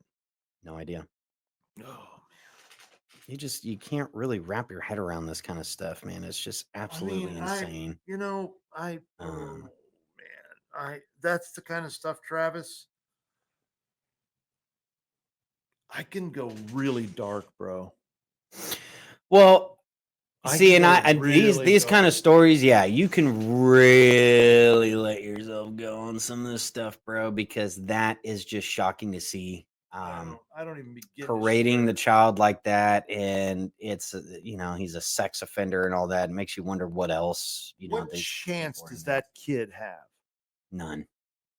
That kid is so screwed. No chance. Oh, no chance. So anyway, gay child sex offenders are able to legally purchase baby boys is a massive moral indictment on us all. That's from the account In Wokeness on X. That's to say the least. Oh my God. Oh my God. God help us all. God help us all. What is that? Oh, I'll show you that one. But first, let me. You got some other stuff you lined up. Yeah, I gotta stick with the story here. So what do we got? Yeah, that's crazy. I'm watching. I got a glimpse of the Facebook analytics as I went in here. It is way off. Anyway. Let's cover the couple that got violently assaulted in Cincinnati and all the outrage around that, which let me see if I can pull up the story here. Let me get the original video. Let's play this clip and let's see what y'all's thoughts are. I won't play. I think it's 2 minutes long. Let me see what I can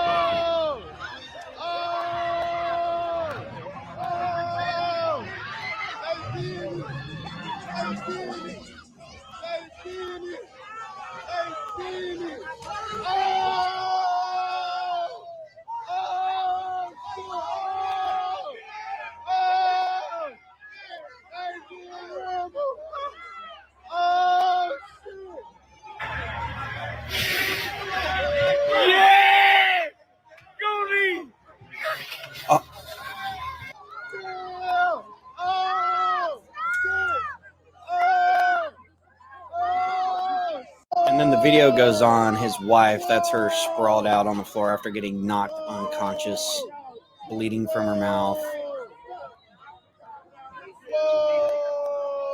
So let's get to the story, shall we? Let me see if I can get the this story here on this one. Okay. A Cincinnati couple was brutally assaulted early Sunday morning in Over the Rhine, with the attack captured on surveillance video that has since gone viral on social media. The incident occurred around 3:30 a.m. near the intersection of 14th and Vine Street, where a man and woman were walking when they were approached by a group of assailants who began attacking them without apparent provocation.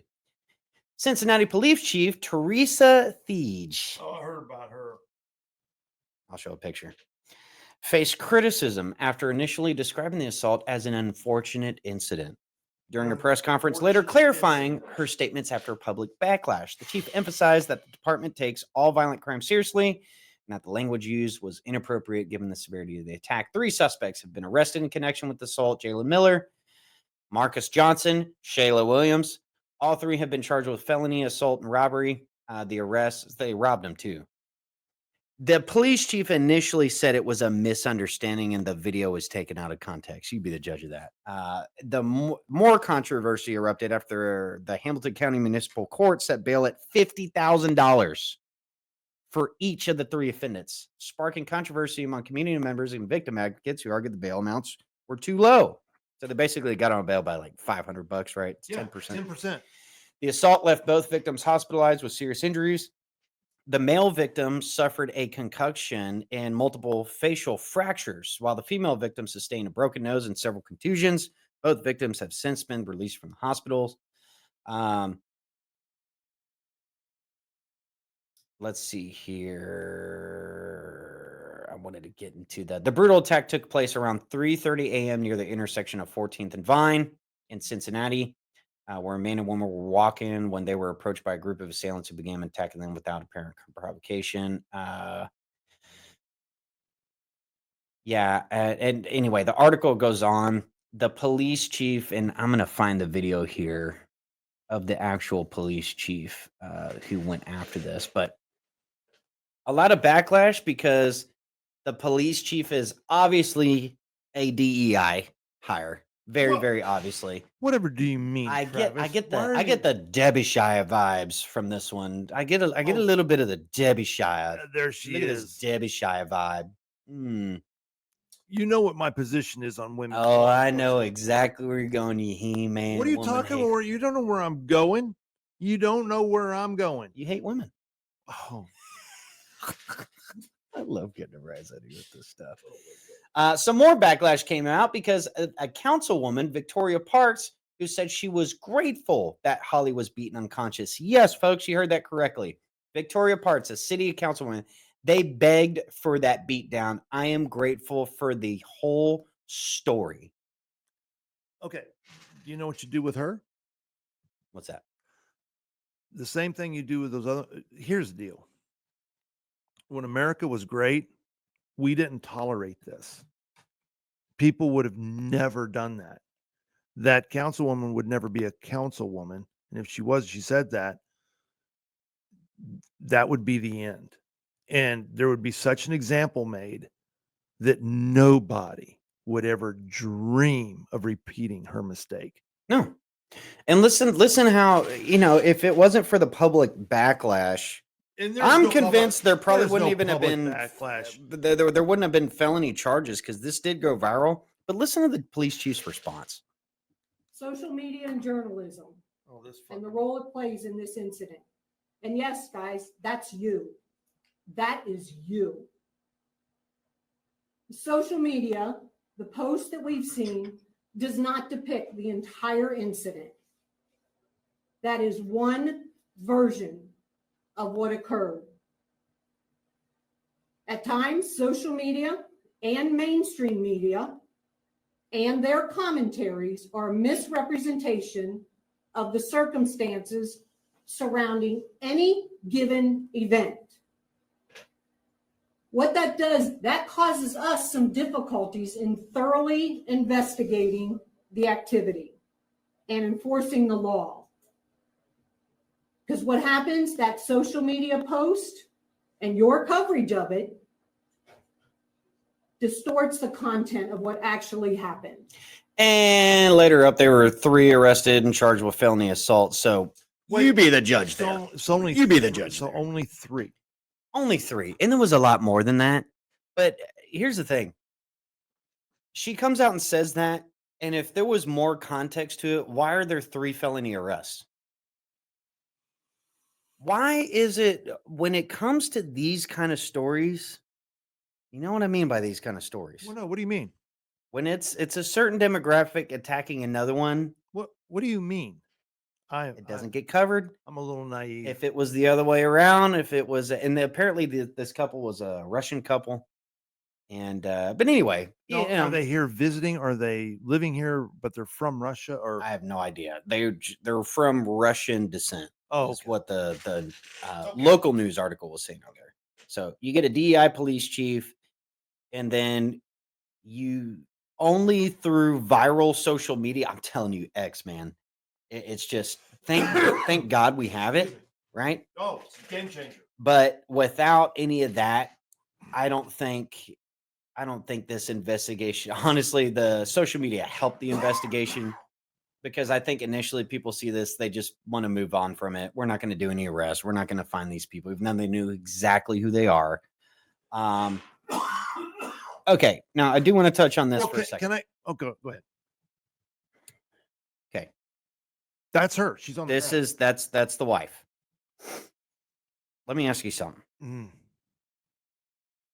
I'm just going to say what I wouldn't do. Right? Okay. Why am I in downtown Cincinnati with my wife at 3:30 in the damn morning? That is the question that needs to be asked. They're an older couple, too.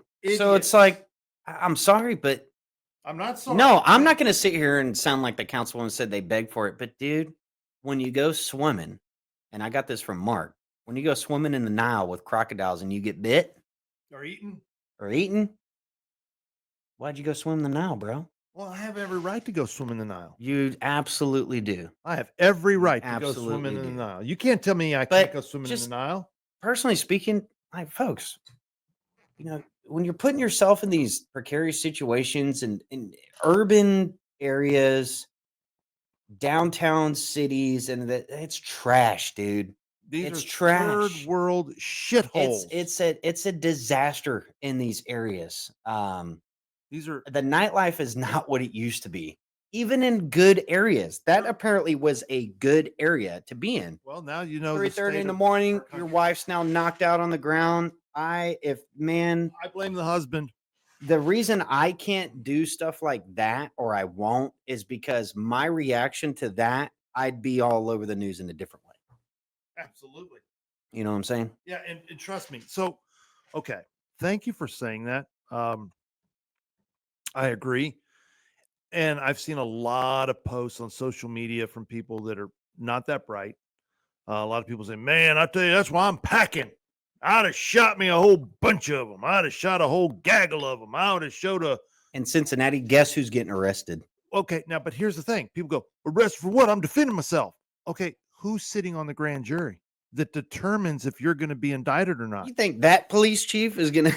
Well, no, it's not the police chief. The people No, I'm saying, though, like the same demographic of the people that did the attack are going to be sitting on the grand jury determining whether or not you're indicted. And then guess who's sitting in the jury box during your criminal trial? Mm-hmm.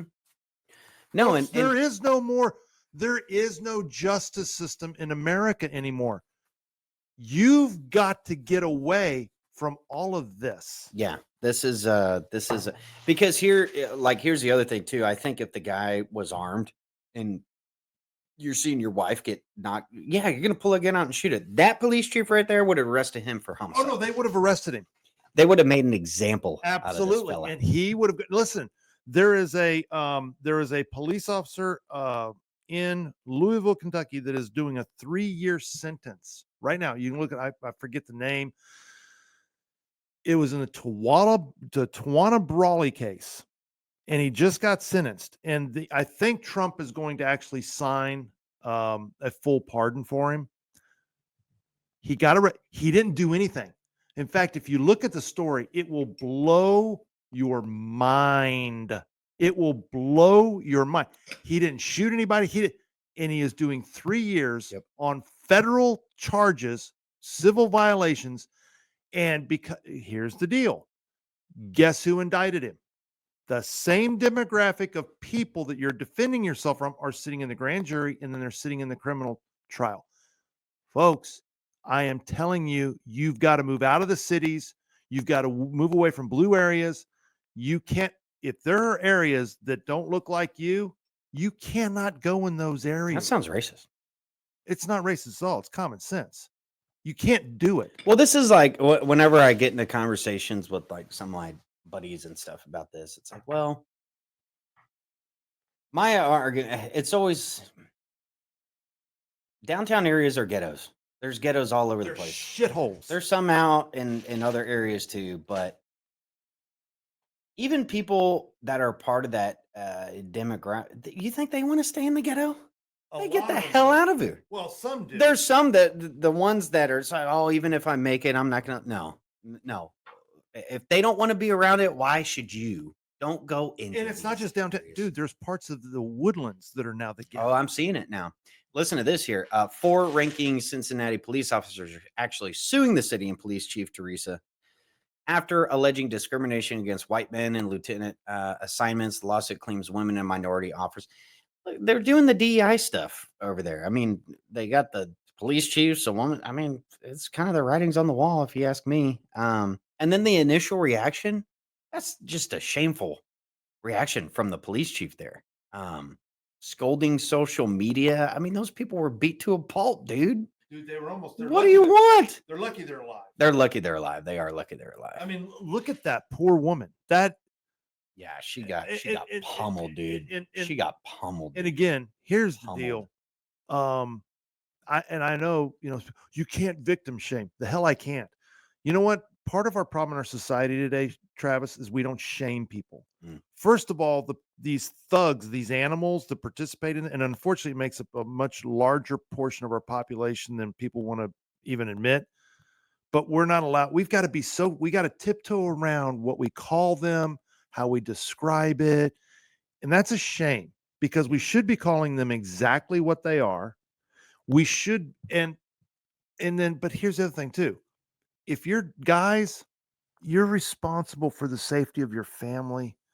And I don't care if your wife knows Chick-fil-A, or if she's got pepper spray, or if, she's carrying a pistol. What if she's got good karate chop? Yeah, dude, this is the dumb.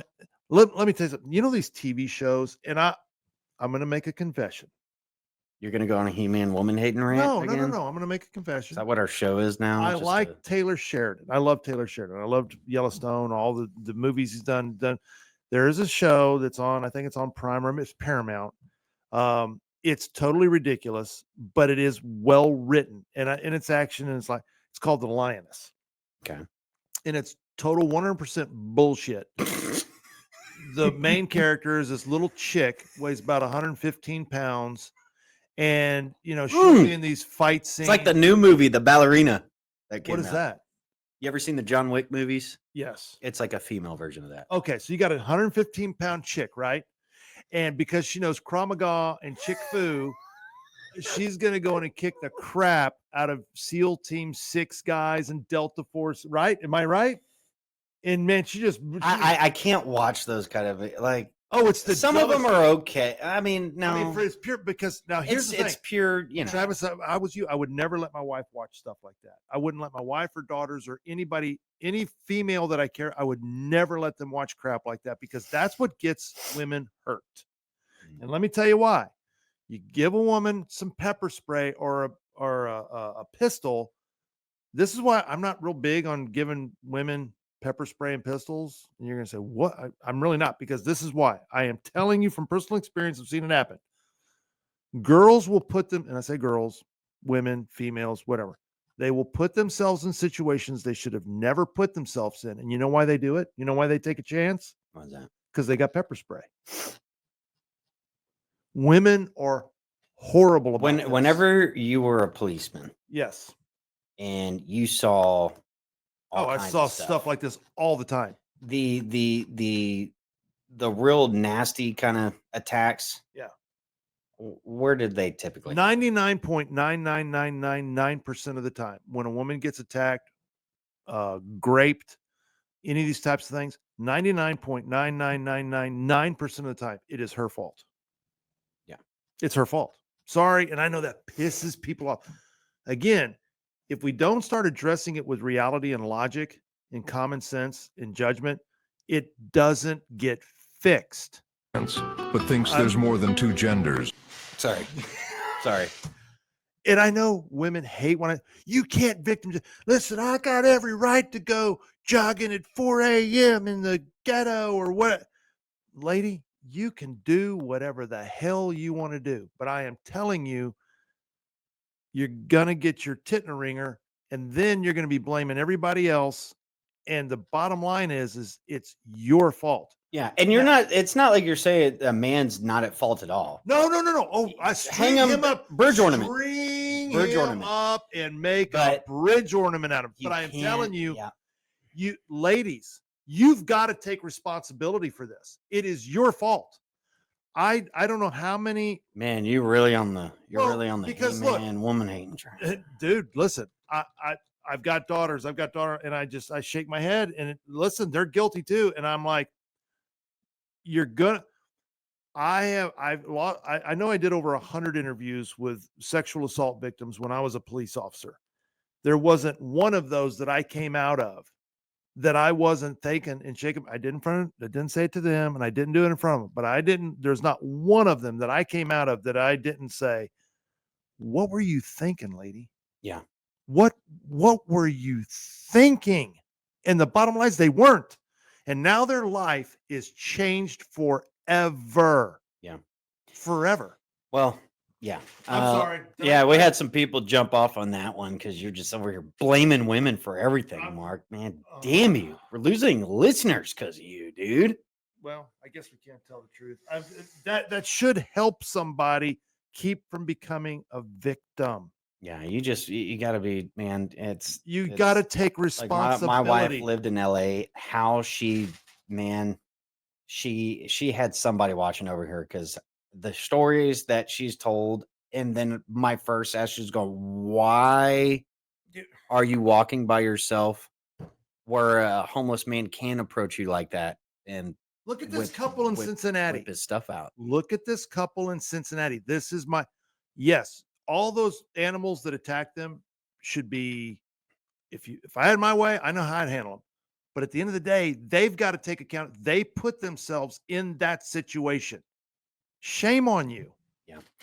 All right, we'll move on. We're going to quit blaming the couple and the victims for the crimes of other individuals. Marco's on his He-Man woman-hating tirade. I'm blaming the men. I'm blaming the fathers. I'm blaming the husbands. Let truth be told, all kidding aside, there's a lot of truth to this kind of stuff. And I've talked about this before. Okay, we're at the 12:45 mark.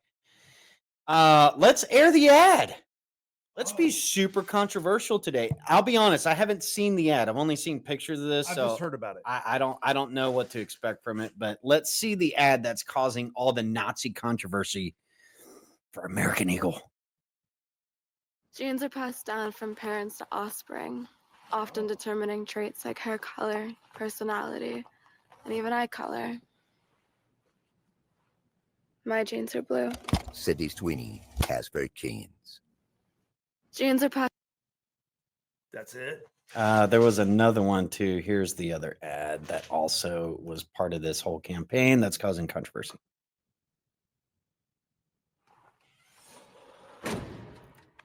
Nice.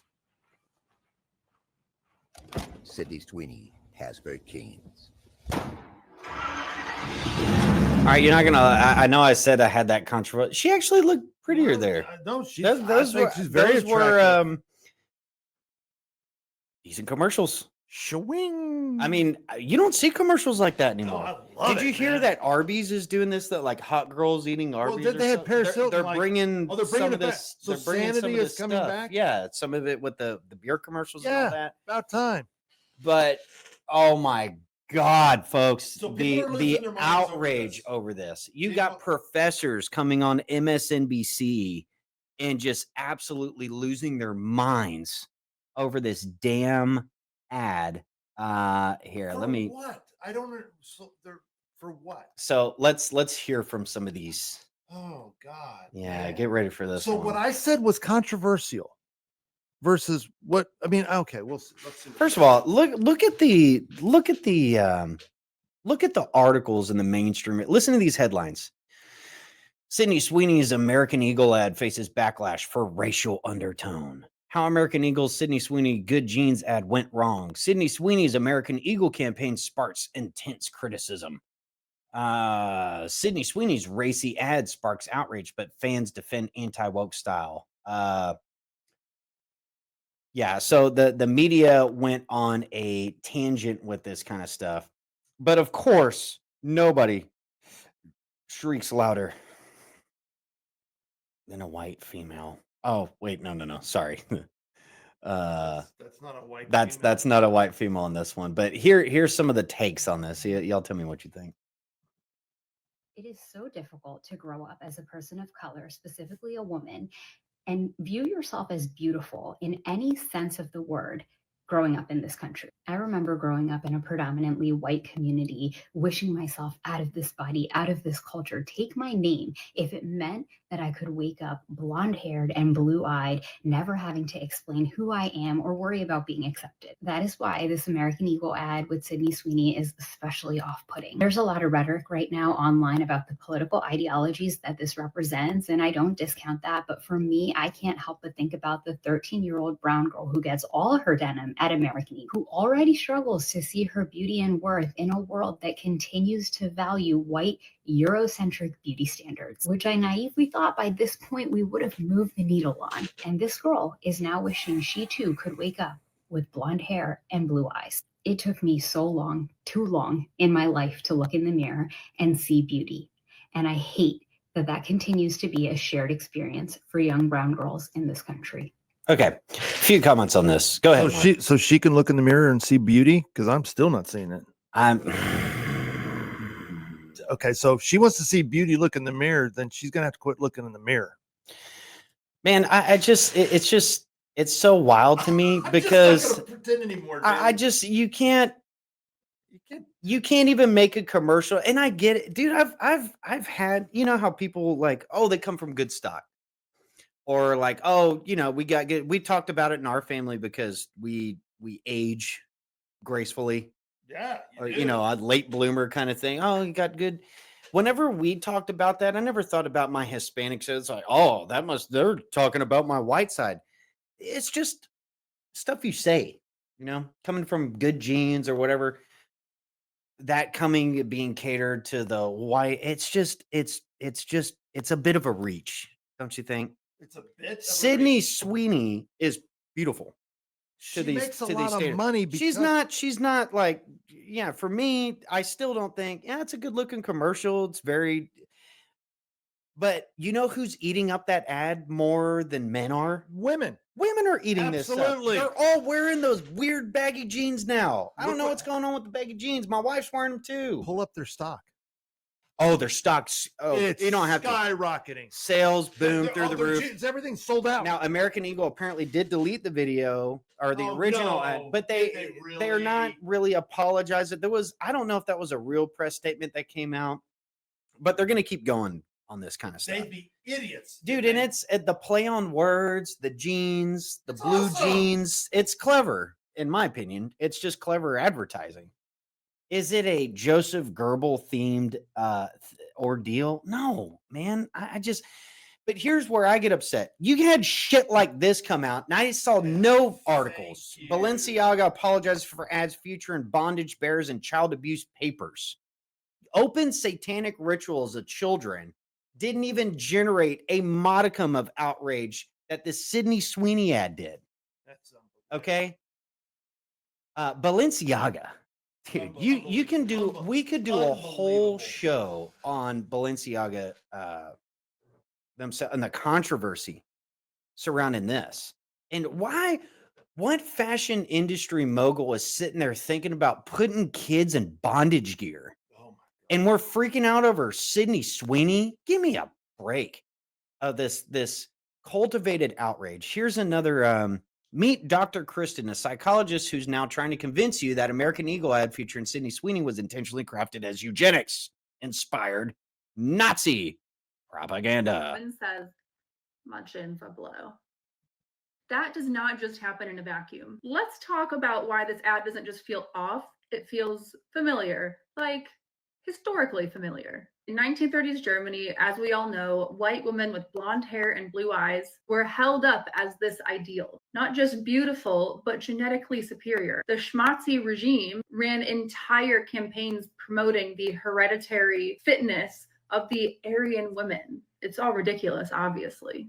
There were posters praising blue eyes, propaganda about strong bloodlines. And I won't even get into how they tried to encourage the right women to have babies through. So she goes on with this, and really what the real thing I get from this is any other demographic can do this stuff.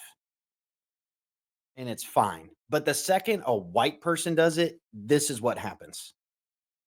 You know, it's a double standard. Other countries do this with their demographic native population. Our native population found this country was white. So who cares? To me, the ad's not even talking about that. It's talking about her beauty.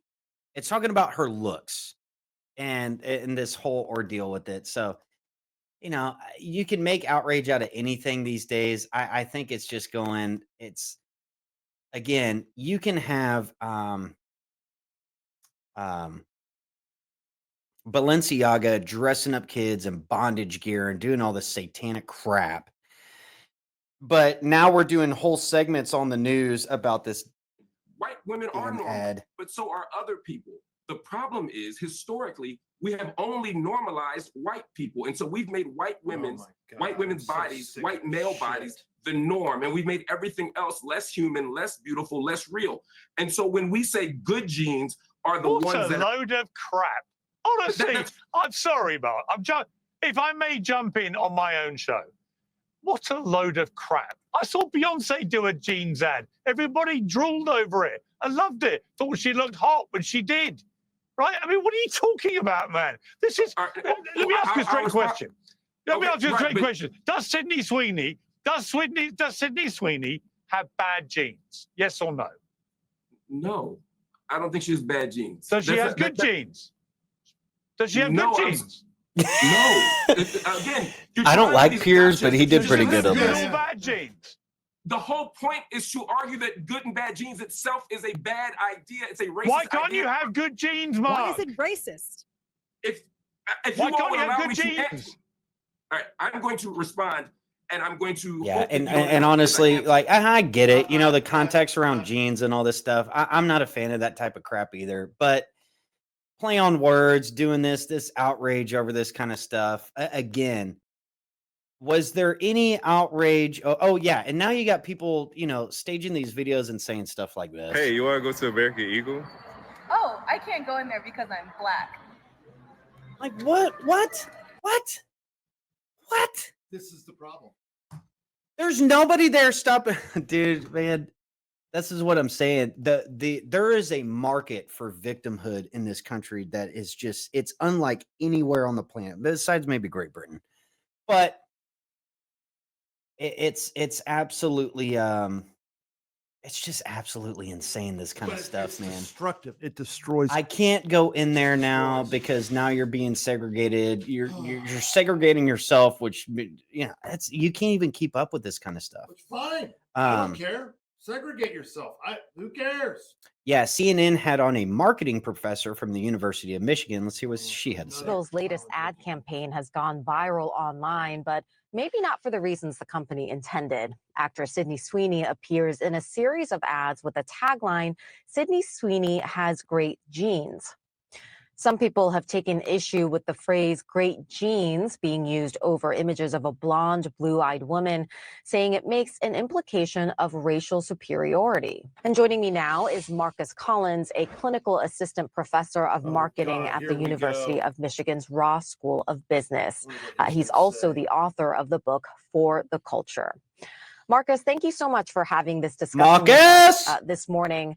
So what do you make of this backlash? You know, critics are saying this is a not at all subtle flirtation with eugenics, or at the very least, a glorification of a certain race. What do you think?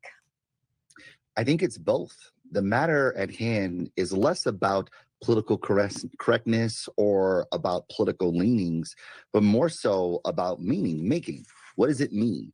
The idea here is that for some, they see just a sexy ad. To the others, they see a reframing of what makes for good genes, which looks like sort of dog signaling, a racial dog signaling. Oh God, there it is, man. First of all, he's a fag, so let's just, as soon as that, then you know what? If you're a guy and you're putting another man's penis in your mouth, you have nothing to say to me. No, I'm sick of it, dude. I'm freaking sick of it. Here's some more self-loathing from the white liberal women crowd. Run an ad for eugenics. Genes are passed down from parents to offspring, often determining traits like hair color, personality, and even eye color. My genes are blue. Sydney Sweeney has very genes. Totally just talking about denim, right? Just a blonde-haired, blue-eyed woman explaining how her good genes gave her personality and purity. I mean, are we really going to pretend that this isn't a little fashy-coded? Look, I'm not saying that Sydney Sweeney personally wrote this ad to revive the Third Reich, but American Eagle absolutely knew what they were doing here. You don't get to drop lines about inherited traits, blue eyes, and great genes while zooming in on somebody that could have walked straight off of a Nazi propaganda poster and expect people not to catch that reference. Good genes used to mean racial purity and fascist circles, and now it's just denim marketing.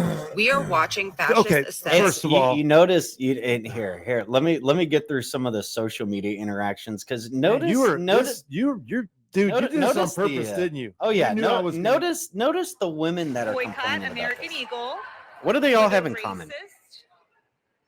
They're racist shit online, talking about blue jeans and white people. Boycott American Eagle. Boycott the shit out of them. Boycott. Lady, American I Eagle. don't Do not see buy her them. wearing anything Cancel from this American person. Eagle. Do you? Miss Sweeney, cancel for her being racist, for doing Nazi propaganda. Cancel American Eagle. And the thought of Sydney Sweeney being right wing. Okay, that's what I was going to ask. Is Sydney Sweeney weighed in on any of this? Is she being smart? If she was smart, she would keep her mouth shut. She wouldn't say anything. But all these college-educated females, again, I know everybody. You're just a woman hater, but they prove my point at every turn. Look, here's another one. Oh Is God! anyone from American Eagle who was involved in the creation of Sydney Sweeney's most recent advertisement booked into my Pilates class? I would give them the hardest exercise class that I was capable of doing on the lightest possible spring load No, it's not. with 0 breath cues. And I would make it the toughest exercise class that they'd ever experienced in their lives. Who was Ladies, if y'all like that ad, are you going wearing American Eagle? Your Pilates teachers catches you? Oh God! No breathing cues for you. Breathing cues. Did she say breathe? Dude, that's our new thing. Travis, breathing cue. I'm gonna hold your breathing cues. Thank you. Breathing cue. Marcus. Travis, breathing cue. Breathing cues. Yeah. Hang on, I got more. There's more. Sydney Sweeney jeans ad, so I went and saw it. I feel like Sydney Sweeney getting canceled for Yahtzee propaganda should have been on everyone's bingo card at this point. But believe it or not, it does keep getting worse because they have continued to drop more ads over the last few days. And today I'm going to show you the most horrific and problematic one. As always, make sure you like, rage, comment, repost, and follow along for more. But if you're not already up to date, here's what's going on. This week, Sydney Sweeney launched an ad campaign with American Eagle that is very clearly quite propaganda. And in any other timeline, it might have been less noticeable, but given the current climate of things, it is extremely obvious, and it has garnered them a lot of attention, and even their stocks have gone up because of it. This shouldn't really be a shock. In the past, we've seen her with her family members who are all clearly red hat people. In the moment, some people gave her a pass for that, obviously, because you can't choose your family, but her silence since then, and this campaign with American Eagle now really seals the deal with where she's at. Obviously, the campaign goes beyond just a bunch of photos and videos in which she's wearing jeans where none of them seem to fit, which was an odd choice. But every single ad is specifically emphasizing this double entendre with the word jeans, saying that Sydney Sweeney has great jeans. That is said throughout the ads over and over and over again, and they could have chosen a number of angles to go about this campaign, but saying that about a blonde hair... Womp womp. Womp womp. Let me see. There's a couple others here I wanted to see here. Sorry. I am beside myself. Travis, I'm trying to. Are you freaking kidding me? So you don't? So you think these? It's insane to me how much energy that things like this conjure up. Hey, dads, keep sending your daughters to college. Nothing to do with Balenciaga. Oh, here's a good one. It was literally American Eagle is making fascist propaganda like this. Probably not, but it's still really shocking. Like a blonde-haired, blue-eyed white woman is talking about her good genes. Like that is Nazi propaganda. Should we be surprised? And I don't know that if it I had happened? the video on here. You had a girl. It's like everything about American Eagle. It's in the name. The fascism is in the name American Eagle. And of course it's one of it's coming from the unattractive white female crowd. You're talking about ugly white chicks? Or no, they're not all white. These are a lot of darker skinned sisters. I don't think most of the outrage, most of these I'm seeing, they're all college educated, dude. they're all shaped like bowling pins. Most of them. Guarantee you, they're And college educated. it's I always found that fascinating. It's all the white people that come out and saying it's racist more than I'm hearing from the other day. No, This is just insane, okay? Because I got to pull up the. There was no outrage when Dylan Mulvaney was pretending to be. Well, there was outrage, but the left was on defending it. They just It just tanked. It tanked their business, and then they got rid of the marketer who was in charge of that. Where the hell is the man? Roger. Okay, where was the? Nobody cares about this stuff. Oh, are you Calvin Klein, pregnant man for new ad campaign. Are you? That's beauty. That's the correct standard. Is that real? Those are that's 100% real. Let's real. Look at some more. Oh my god. And this is the other thing is when we're talking about now they're going back to the sanity beauty standards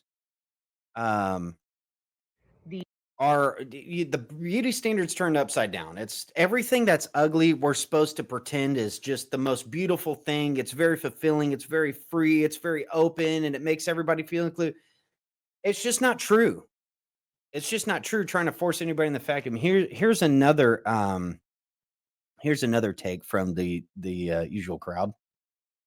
The Sydney Sweeney Aryan Eagle ad is not only xenophobic and racist, it's also scientifically inaccurate. She says genes often determine hair color and eye color. I'm sorry, often? That's literally what they do. If they're not determining hair color and eye color, what is? It's giving red pill podcast bro with no marketing experience clearly running their ad department. And I just hate when companies make content trying to use medical or scientific terms and then completely fuck it up. Like, it's not that hard to Google what genes do, how DNA works. It's not educated and enlightening enough to her standards. It's a fucking ad. It's a play on words. It's a clever little ad. And you got people out there she's still in her nursing gear, taking time out of her day to make this video, and look at her eyes. Look at the eyes. It's always the eyes. Oh yeah, dude.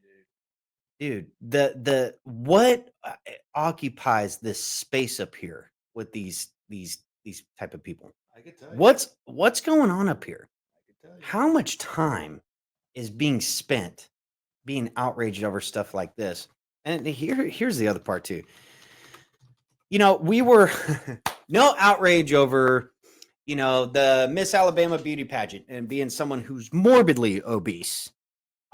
Calvin Klein, they were doing those ads with those The pregnant the guy. fat black females, Oh, and that was God. supposed to be the new beauty standards. I mean, Oh. you know, and again, I always go back to, you know, the left screaming about eugenics and worshiping Margaret Sanger is just it's just absolutely fascinating to me. Let's see here. Yeah, there was one other point. Yeah, go ahead. There was one other thing I was trying to. I don't think you can understand, Travis. You're trying to understand something that you can't understand. This is what happens when Satan takes your mind and destroys it. Where does that come from? It comes from public education in the college education system. That's where it's from. So, dads, keep sending your daughters. Great job. You know, and it's funny because they changed this article. I don't remember people freaking out about genes. This was actually called the Good Genes Club. It's the most elite club in the world. This is from the 30th of May, 2009. They did change the headline because the club was actually called the Good Gene Club, and they want to save the world. It is the most elite club in the world. Ordinary people need not apply. Indeed, there is no way to ask to join. You have to simply be very, very rich and very, very generous on a global scale. They're calling it the Good Gene. It was called the Good Gene Club, folks, when this first came out, but a bunch of outrage happened around it, so they had to tidy up the image a little bit. The name given to the tidy global elite of billionaire philanthropists who recently held their first and highly secretive meeting in the heart of New York City. Some of the names of the members are familiar figures: Bill Gates, George Soros, Warren Buffett, Oprah Winfrey, David Rockefeller, Ted Turner. But there are others too, like business giants Eli and Edith Broad, who are equally wealthy but less well known. The meeting, called by Gates, Buffett, and Rockefeller, was held in response to the global economic downturn and numerous health and environmental crises. Secret meetings, by the way. Of course. No wonder that when news of the secret meeting linked via the seemingly unusual source of an Irish American website, it sent shockwaves to the world of philanthropy, development aid, and even diplomacy. The existence of the Good Club has struck many as a two-edged sword. So, you know, there is a class of people, they do believe in this eugenics type of stuff, and they don't look at it as far as a demographic thing so much as their right to rule over you because you're too stupid to stick up for yourself, and you allow yourself through convenience, through other means, to slowly let your rights get stripped away. Basically, because they're so good at managing and guiding you, and they don't breed with common rabble. They select their mates. They do all this. That is what we're really talking about here, and it's to do with the ultra wealthy who believe they have the God-given right to rule over you, and they can play God because they are of a genetic quality better than you. This type of stuff, this ain't it. Sydney Sweeney ain't it. All right. These good gene clubs, these billionaires that get together and they interbreed with their own families and do these kinds of things. That's a whole other topic to get into. You want to get in a real eugenics conversation. You want to go back to Margaret Sanger's founding sayings about Planned Parenthood, all the ones the left worships now. And you're going to talk to me about eugenics. It's kind of like them talking about Epstein now. Y'all don't give a shit about any of this stuff. You only selectively figure out what you can be outraged about so you can make a TikTok and look important as your eyes go wild and crazy while the big void vacuum in your mind gets filled up with whatever outrage you can think of yourself that you're being told to be outraged about. It's a clever ad. That's it. That's it. The real eugenics conversations, the left ain't ready to have that one.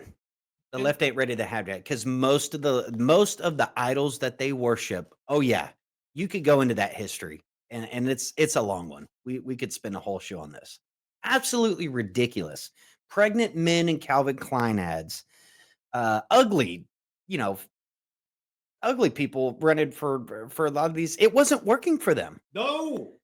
It doesn't work. you know, there's a reason why 85+% of marketing is aimed at women. This was an ad aimed at women, and it's mostly women that are being freaked out about it. The stock is soaring up. I definitely don't think that there's some girl who doesn't look like Sydney Sweeney who's going to all of a sudden stop going because she saw this ad. She's going to think, oh, those jeans are cute. It goes in there until she runs into one of these people. Right. And then she's like, oh, no, we can't go there now. I was told, someone told me this. Absolutely ridiculous stuff. Stupidity, mass stupidity, running rampant across country. But it sounds like American Eagle is going to keep rolling out with the ads. I'll be curious to hear what Sydney Sweeney says about this. But I know we're at the 12. Do you think she's going to say something? You're right. She'd be smart not to. Oh, she would Just be keep quiet smart on it. just not You to don't give say a ammo to these damn people word, on man. these stupid things. Just don't say a word. All She'll right. be good. Let's switch gears here a little bit. I'm going to go over to the Butler, PA. A little bit of news revelation. I found this on the 28th. This is from John Collin. Imagine if a U.S. Navy SEAL Team 3 sniper testified to Congress that he saw evidence potentially of a second shooter in Butler, PA. Imagine if a U.S. Army 82nd Airborne medic corroborated that testimony. Now imagine that both of these are congressmen themselves testifying on their oath to their peers. Now imagine every journalist you trust ignoring that testimony entirely. Let's hear it.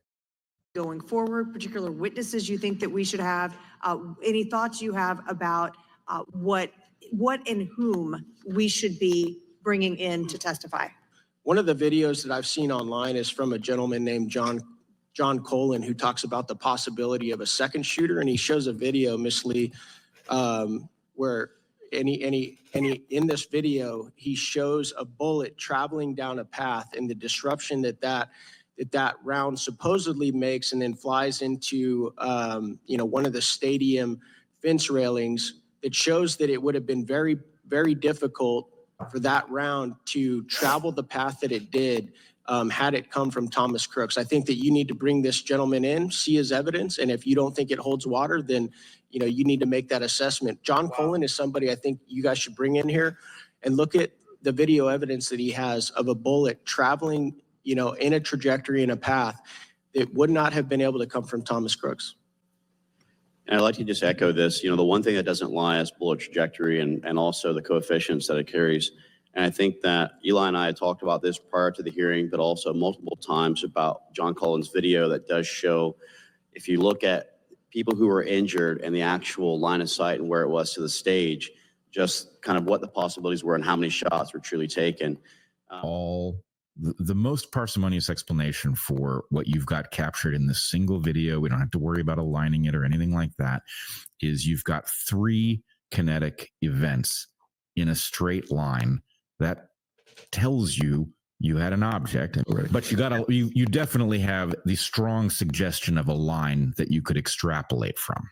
What you know about rolling down? All right, That's the trajectory path right I mean, there. yeah, that's the I mean, you could see it on the video. So folks, Kosh, Dan, what's going on, bro? Well, okay. When Dan came out and made his comment last week about I'd seen stuff that I had a funny feeling that it might have something to do You with think he's seeing it? You got to imagine they're seeing this stuff, man. there is stuff that exists that we don't know about. And I have a feeling because, first of all, Dan has a background in Secret Service, presidential protection, right? So what would be something that would shake Dan to his core to where he would come out and put a post up that says, I may never be the same? I had a funny feeling. I could be wrong. It's total speculation. I think it had something to do with Butler, and somebody's shown him something that we don't have access to. Yeah, talk about that. What has he been doing on? So I haven't been following it, so I don't know what he's saying. Pull up you can probably pull it up, look it up. He posted a very cryptic post on, was it Truth or Here it is. So this is James Put it up on the O'Keefe. screen. He said, we have a right to know what it is that shocks Dan Bongino to his core. So here's what he said. During my tenure here as deputy director of the FBI, I've repeatedly relayed to you that things are happening that might not be immediately visible, but they are happening. The director and I are committed to stamping out public corruption and the political weaponization of both law enforcement and intelligence operations. It is a priority for us. But what I have learned in the course of our properly predicated necessary investigations into these aforementioned matters has shocked me down to my core. We cannot run a republic like this. I'll never be the same after learning what I learned. And he goes on, we're going to conduct these righteous and proper investigations by the book and in accordance with the law. We're going to get the answers we all deserve. As with my investigation, I could not predict where it will land, but I can promise you an honest and dignified answer to the truth. Yeah, something's cooking. Something's cooking. So I didn't even mean to go. I accidentally stumbled across that one. Because I know they let go of some of the Secret Service agents, but that's all we heard is they were forced to resign. No arrest. What happened? Why are we being kept in the dark about everything? That is not the way this works. Here's another one. The second attempted assassination attempt on Trump at the golf course. This is his son, Ryan Routh. Oh my God. Guess what he was just arrested for? He's been sentenced to 7 years for having possession of child porn.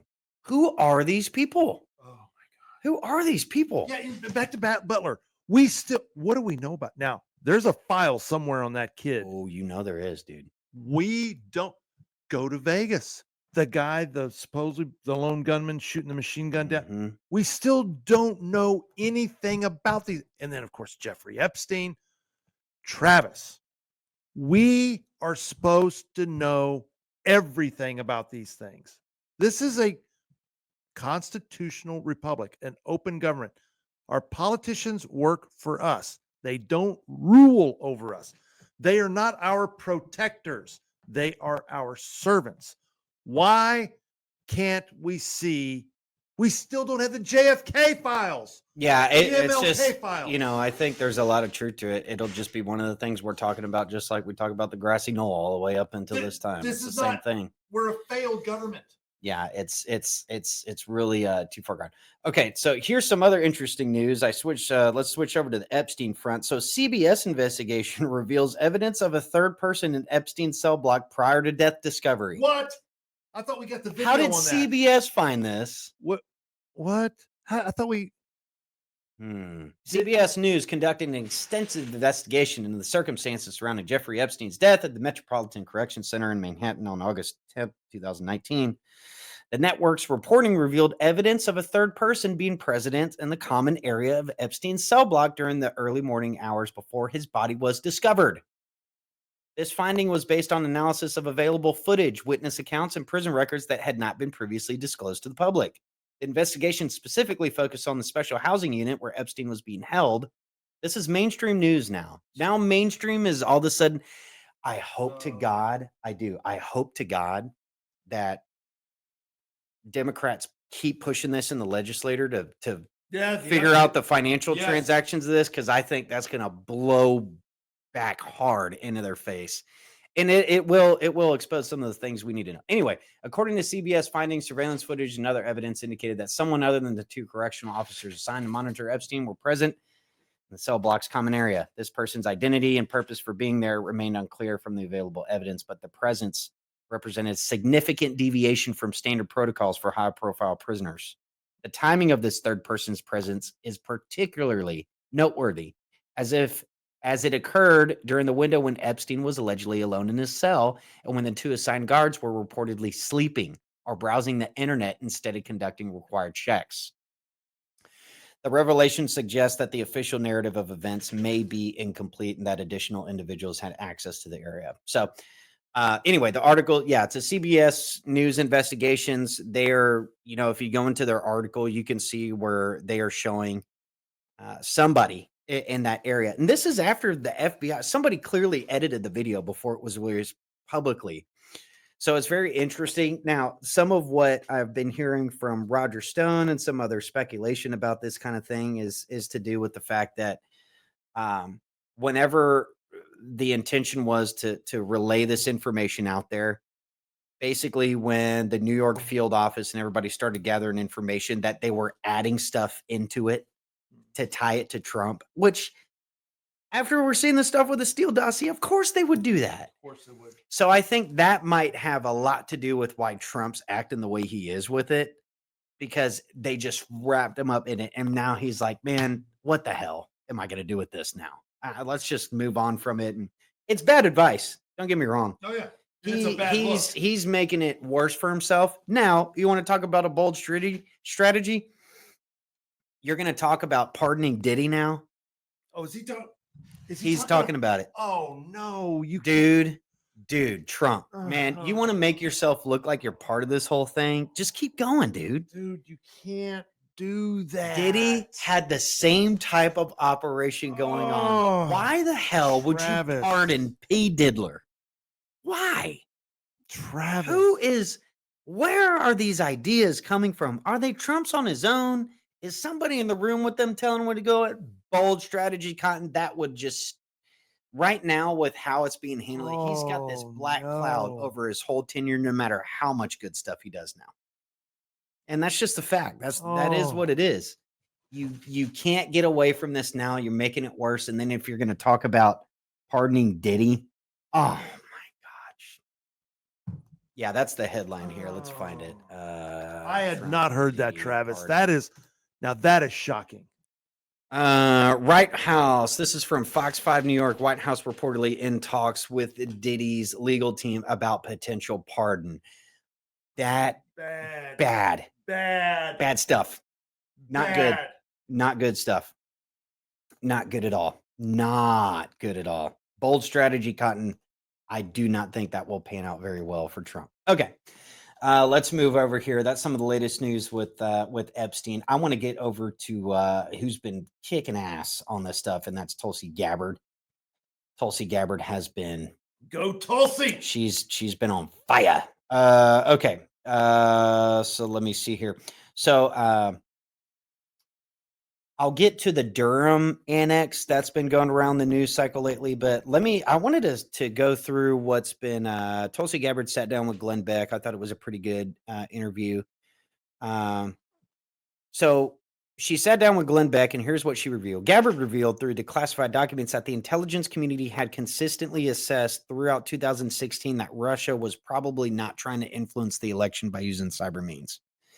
However, after Trump's victory, the narrative dramatically shifted. On December 7, 2016, James Clapper, Talking Point, stated foreign adversaries did not use cyber attacks on election infrastructure to alter the U.S. presidential election outcome.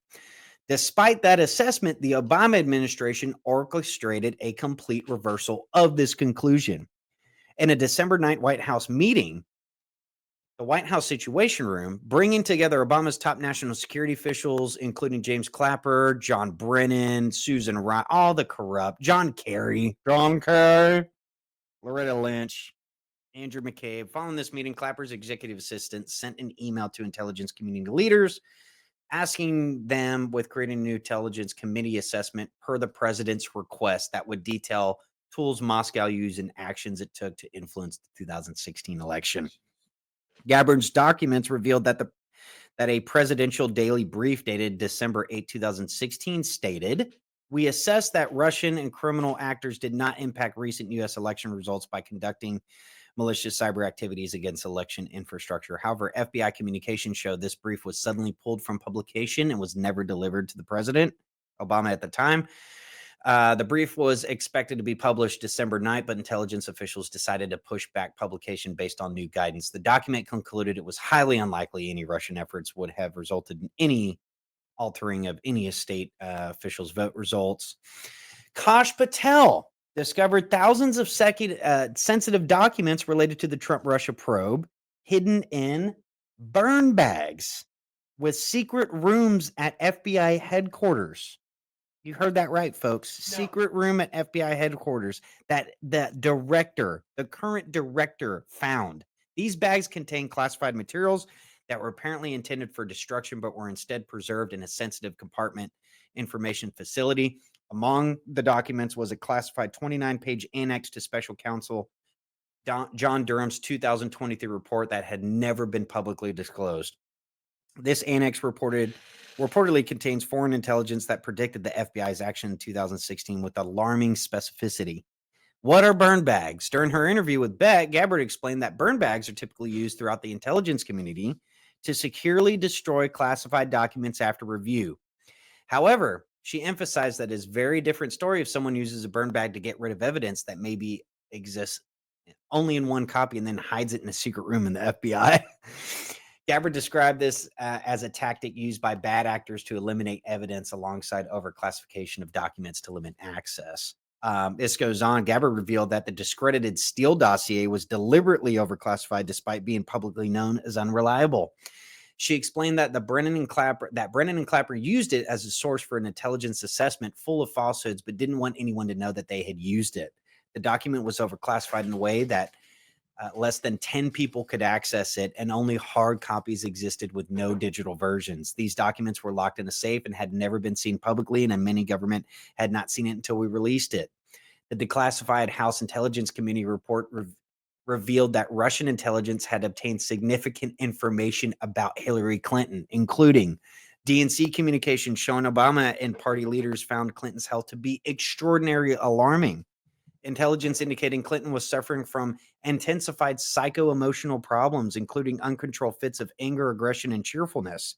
Information that Clinton was placed on a daily regimen of heavy tranquilizers, medical conditions including type 2 diabetes, heart disease, deep vein thrombosis, and chronic obstructive pulmonary disease.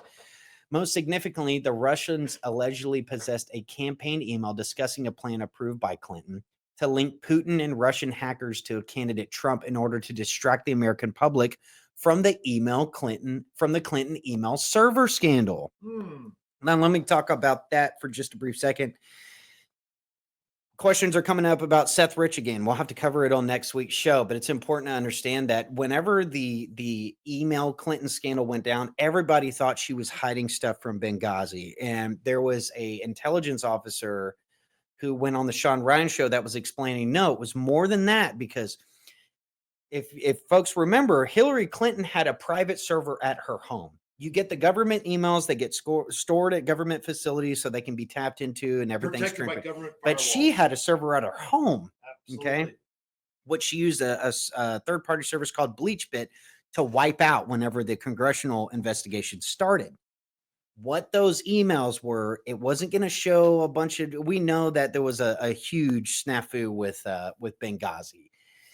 I don't know that there's enough to say that she orchestrated it, but there was enough to, there was a stand down and all this other kind of stuff. But the important thing that was on those servers, according to this intelligence asset, I think her name was, I'd have to go back and look. I'm sorry.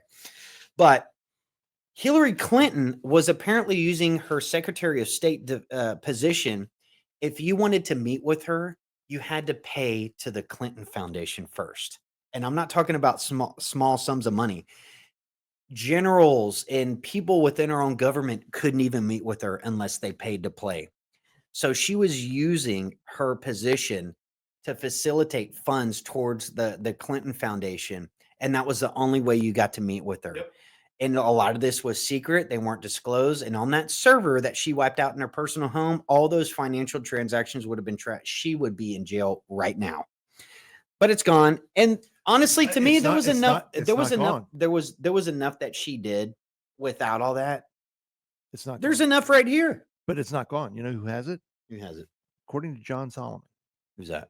He's an investigative reporter, and he's been right about this for going on 8 years now. The Russians actually have all of them. I wouldn't doubt that. No, I mean, I wouldn't. The Russians hacked into her server at her house. Possible other countries have hacked in. No, those emails, all of them are out there.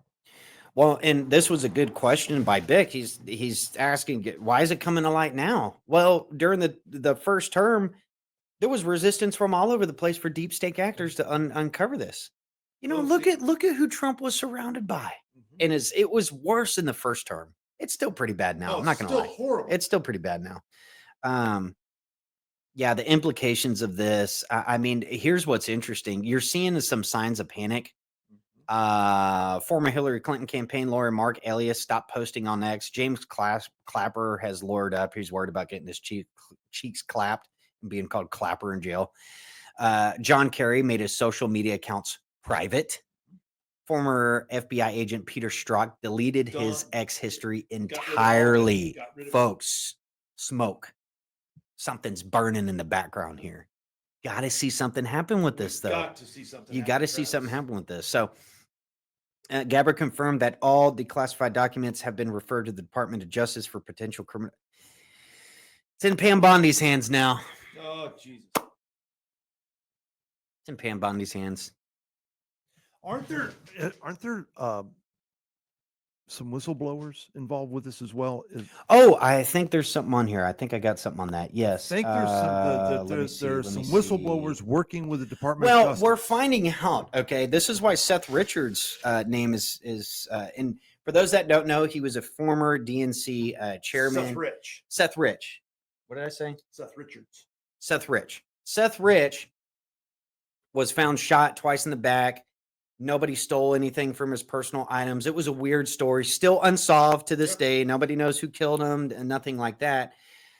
WikiLeaks at one point confirmed that he was the leaker of those emails. He's the whistleblower that got it out there. And what the DNC was doing with Schultz. She was the head of the DNC, I believe, at that time. And they were all colluding to basically push Bernie Sanders out of the picture and all that. And during the Democratic primaries.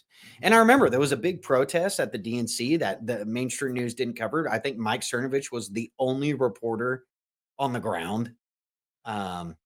And that was during the infancy of, some of the social media reporting that just has blown up ever since. But yeah, he is definitely tied in with some of this stuff because, there was a lot of shenanigans going on. The Russia collusion hoax wasn't just about trying to get Trump out of office. There was also dual purposes for the Hillary campaign, which was to distract from the controversy surrounding all the shit tied to her.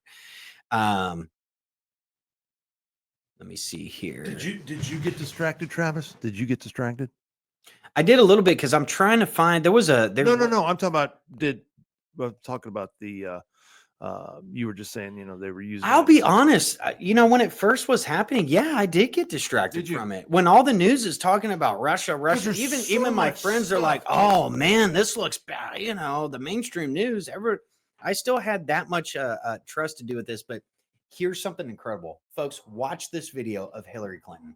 This is after the election. And really, the gist of it with 2016, what we're seeing in these declassified documents is there was clear orchestration. And here's where they're getting a little dicey with it was Oppo research. It was this, it was that. There was coordination with the active government body to make this Steele dossier open up the basically allowing Trump's campaign to be spied on, and they impeached him over this stuff. Guys, you forget? That's right. Check it out. That there is a lot to investigate, and I'm personally very grateful that somebody of the stature of Robert Mueller would be there conducting this investigation. He's a totally straight arrow guy. I mean, if it's there, it's there. If it's not, it's not. And I really believe that he will be honest and transparent and tell us whatever it is he finds. But as I say in the book, and I try to explain what bothers me, there's just too many connections to be called just coincidences. There just are. And, some of it is financial entanglements, and some of it is hunting for, negative information about me. And some of it is calling, people and trying to hide the connections and the meetings and the calls. Look how easy lying is has for this gone on. woman, dude. Now, She there's a lot is of a smoke, demon. And whether She or not is there's demonic. fire, we need to figure it out. But here is what's important. Put the investigation into Trump, his associates, and everybody else to one side. There is no denying that the Russians interfered in the election. Right. Whether or not they had willing or unwitting help from the Trump team, they interfered, and they did so to help him and hurt me. And they did so to destabilize our democracy, and they have not stopped. What's not clear from your book is whether you think that the Trump campaign was colluding in this. We don't know the answer to that. That is part of what is being explored. There are some serious questions because what happened when the emails of my campaign manager, John Podesta, were stolen by the Russian intelligence services. Then they were conveyed Seth Rich, to who you WikiLeaks, which killed. is basically Yeah, now no a kidding, mouthpiece for Russia authoritarianism. And then they were released on the very same day that the Hollywood Access tape came out showing Trump, bragging about sexual assault. Then they were what we call weaponized, so that they were turned into phony news stories, they were turned into Facebook posts, and then they were targeted at specific voters. The question is, where did the Russians get that kind of targeting information? And, that is one of the unanswered questions that investigators in Congress and the special counsel are looking into. The Russian government has engaged in espionage against Americans. They have hacked American websites, American accounts of private people, of institutions. Then they have given that information to WikiLeaks for the purpose of putting it on the internet.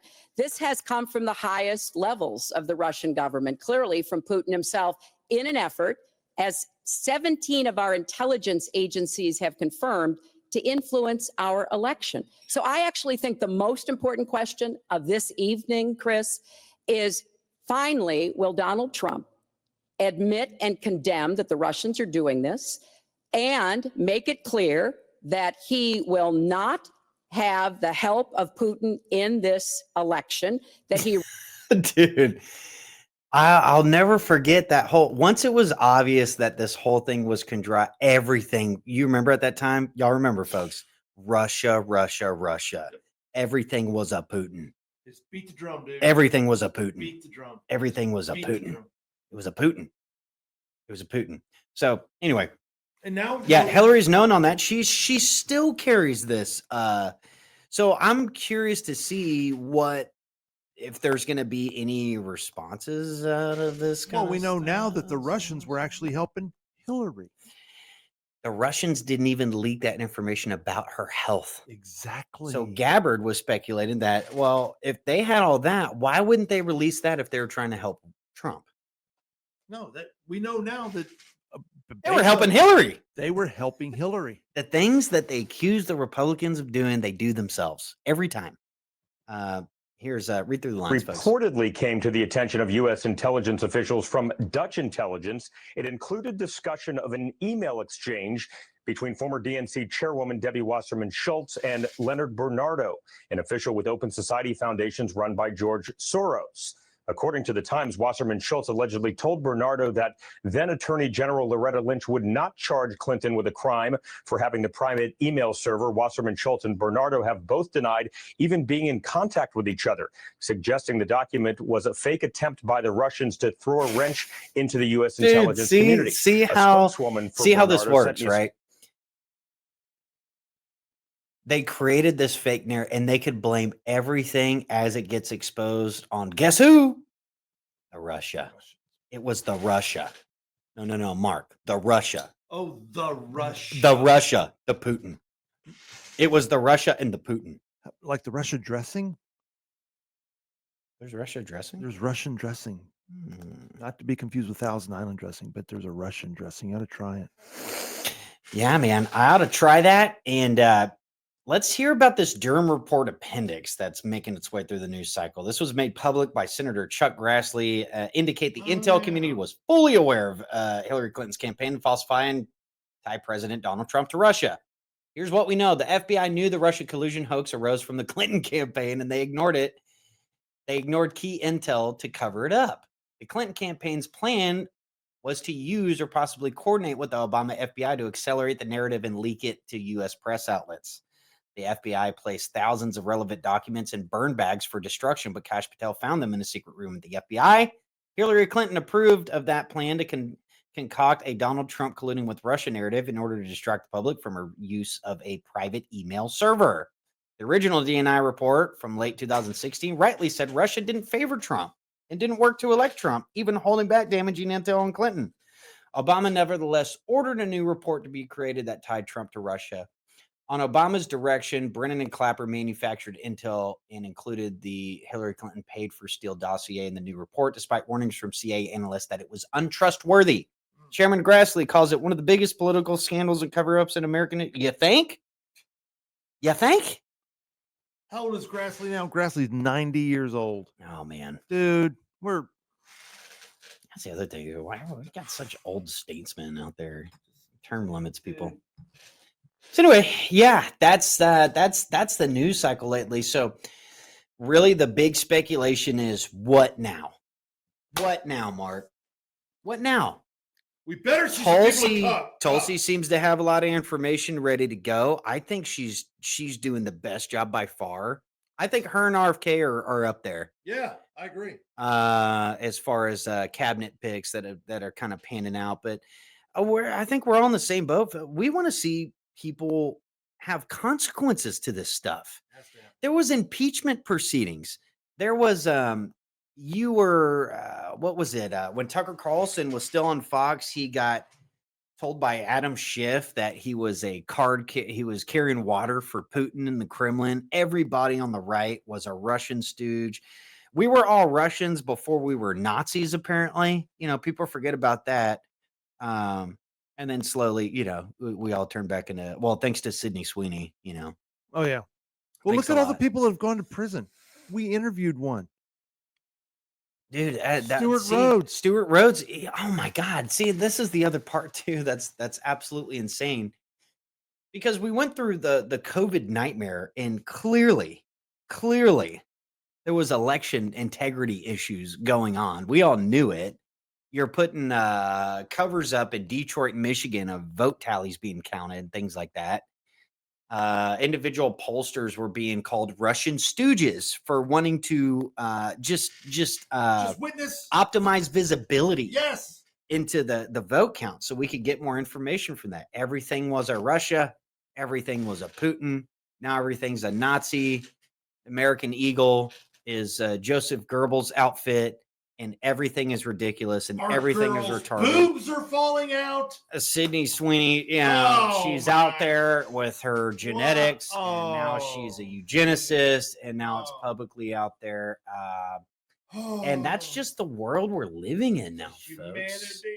That's the world, but fear not. We got some. American Eagle did apologize, I found out, and here's the new ad campaign. So Wow. there you go, folks. All is right in the world. Beauty standards have gone back to quote unquote normal. That's nice. Here's another one. Also, to appeal with some of the leftist crowd, they bought in. Who did they bring in? Where is it? Damn it. Dude, where'd it go? I'd lost it. No, man. Why Oh, it was so good. Dude, I like to put that other one back up. She was hot, dude. Hang on. She was hot. Yeah, apparently they were appealing to the leftist crowd, so they got some Showing. I don't know what's going on there. I can't find. It'd be really helpful if we had Roger do his damn job. Where you at, Roger? Where you at, Raj? I guess he's gone. How about a picture of Camel Toe? She's a very attractive woman, isn't? Oh no, not anymore. She's Wall beat her up pretty bad. I like that one there. Yeah, there was one. Somebody made a funny meme, and it was Nancy Pelosi in the jean drag. I'm actually glad we didn't see that. Spare you guys that image before we. I was looking forward to it, Travis. My friend. I was looking forward to it, Travis. I know you were, man. Dude, I'm always nasty. I'm telling. Out the nose? Did it come out the nose? No, I'm okay. Are you clear? You're such a fucker, dude. I grabbed him on the leg, folks. Y'all didn't see that. Ooh, man. You gave me touchies. Touchy. If you folks only knew. Oh, you know what we need to show them? What's that? Oh, I know. Oh, okay. Oh, so you haven't forgotten. Mm-hmm. We got something special coming up. Y'all are gonna see Travis. You guys are gonna see Travis at work in his other job. You're You're gonna see Travis in his other. No, job. I am. Look, this was we all got excited when they did the unveiling, but I want to end off the show. Now, hang on. You gotta set this up a little bit, bro. Don't. Go ahead, man. Okay, look. Yeah, come on. Let me set the table here a little bit, folks. Set the table. Now, I do think that this is a wonderful attribute that Travis does have, and I absolutely, and I'm not playing around here. This is I'm being serious. Travis is actually very humble. He really is. I mean, look at the man. He could be really cocky. I mean, the guy's a Greek god. I could mean, be singing the songs my dad used to sing. I forgot who sang it. It's hard to be humble when you're perfect in every way. Oh Lord, it's hard to be humble. No, what are you doing? I'm sorry. What are you Keep going. doing? Set the table. Set the table. So see, he can't stand it. He can't stay. He doesn't like attention. He really doesn't either. And you're sitting there, oh yes, he does. I'm telling you, this makes him uncomfortable. Me talking right now about him, that's why I'm dragging it out a little bit. This makes him, I thought you were setting the stage for the trailer. I am. Give me a second. Oh God. This makes him very uncomfortable. So when our friend Doc Weaver, he's hiding behind his mic. When our friend Doc Weaver, he started putting this movie together. There's a big story behind it. It's really kind of interesting. There he goes.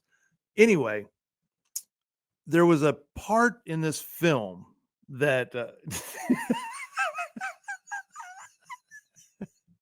there's a part in this film that Doc, he couldn't find an actor to fill the part. And it's a very important part of the film. And I'm not, go ahead, keep distracted. Just keep, the more you do that, the more I'm just going to drag this out and embarrass you even more. Doc was having a hard time casting this character. And it's a critical character in the movie. And so he was talking to me, and I said, hey man, I think you need to have Travis try out for this part. And he goes, oh, is he an actor? Is he got an acting background? And I'm going, so I went in. Hell no. So I went into instantly. I went into agent mode because Travis is my client. Okay. And I went into agent mode. I said, let me tell you something. Travis has spent years studying acting and going this. I'm making all of this up. Right. And I said, he's extremely talented. Paramount's trying to drag him down to do this is before Landman came out. And I started making it. I said, they're looking at him to play a big part next to Billy Bob Thornton and Landman.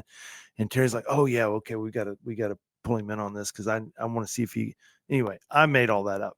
I just recommended Travis. I said, hey, I think Travis could pull this character off.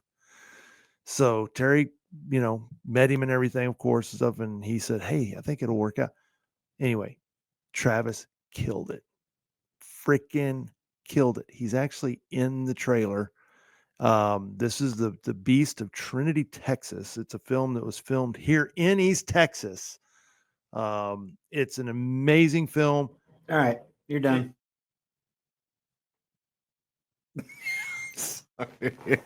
It's a great film. Travis did a great job. There's several things. Number one, the office that we're sitting in right now.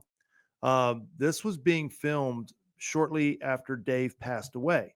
And one of the things that they asked was, hey, can we use your offices for one of the important scenes we're shooting or whatever.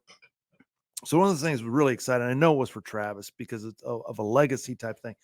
They filmed a very important part of the scene in Dave's old office. This is the office. This is where Dave used to sit. Yeah, we're in Dad's office. This is it right here. So this is the desk we're sitting at. I know we've changed it all up, but anyway, so they filmed a scene in Dave's office with Defiance, Defiance Studios, Defiance Productions, Defiance Publishing and everything. And then Travis plays a part in it, but they just unveiled the trailer a couple of weeks ago. We've got the premiere coming up in September. It's going to be amazing. Travis is and his beautiful wife are going to be on the red carpet, and their reporters are going to yell, hey, what are you wearing? Mark, huh? Focus. You don't like any of I it. don't like that. Dude, he's going to have a special suit made and everything. And his wife is, if you've never seen his wife is gorgeous. And they're going to be walking the red carpet and all this and everything. But we've got the trailer here. And do you have that queued up, Travis, or did I do? I got the trailer. Roger did something right before he left, but I do want to say I want to thank you, Mark, for sure, and also Terry Weaver, dude. Everybody involved in that. seeing and hearing the story and how Terry made this huge effort to bring this to life is absolutely incredible. Unbelievable. I always, I always think about, my dad a lot when it comes to when you're pulling investors together and pulling all these people together to bring a vision to life like that. Man, it's a very people underestimate how hard that is. Oh, It's extremely difficult to do these kinds of things. They made it happen, had a good cast and crew. I'm just happy to be here and be a part of it in a very minimal way. The best part for me was definitely, because this is the same desk my pop used, and getting a scene in there in his office was just so damn cool, and it looks so awesome, guys. We showed a still from that. That was a couple shows ago, but really, really cool. This is right around the conversations as people are talking about, Texas being, maybe a version of Hollywood that goes parallel in the movie industry. I'm kind of a fan of that kind of thing. That's pretty cool. So if you want to support Texan material, veterans, all that kind of thing, go check out Beast of Trinity, Texas. The world premiere event is September. I'm horrible with dates. I know it's September, but you can go to thebeastoftrinity.texas.com. The premiere will be in Crockett, Texas, which is East Texas, which is very apropos. There is a beautiful theater in downtown Crockett. It's one of these, it's like a 90-year-old theater, and somebody died recently, a few years ago, and they've donated them, tens of millions of dollars. Anyway, they've completely renovated this into this beautiful theater. It's going to be premiered there. When's September? What, Travis? Yeah, September 6th. You can get your tickets online. If you go to, I think if you go to the Beast of yeah, Trinity, if you go to the Beast of Trinity, Texas, you can .com, find the yeah. links for all of that for the premiere tickets. It's going to be fun. It's going to be held at the Ritz downtown, public event. Looks like a lot of people are going here to this. So really, really fun stuff. Good community stuff. It's putting Trinity, Texas on the map. It's just a good thing all around. A really cool thing to be a part of. So bunch of good people, Travis. man, man, let me tell you, I was going to say that next is that everybody involved, it's not just these are nice people. These are good. These are not Hollywood These are weird good people. people. These are really, super really, nice. really warming experience in that. But let's go ahead and air the trailer. Y'all enjoy.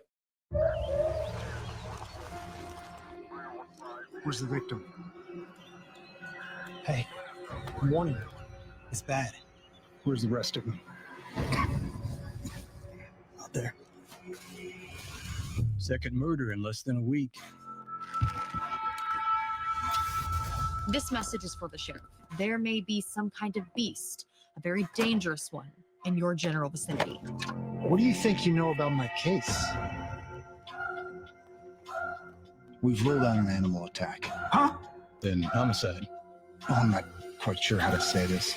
Don't you see what's happening right under your nose? There have been sightings of this thing all around the country. Falk, Arkansas, Estes Park, Colorado, Mackinac Island, Michigan.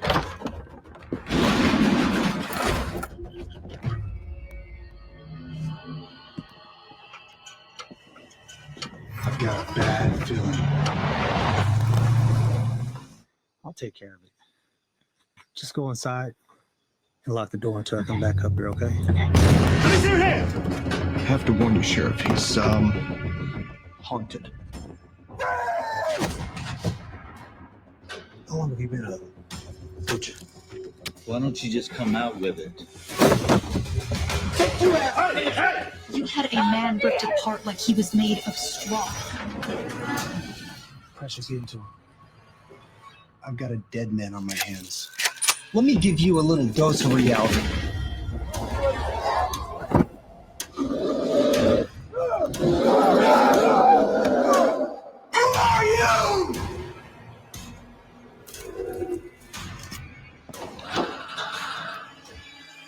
Is she crazy? Or do we really have a monster on our hands? One more thing before you go.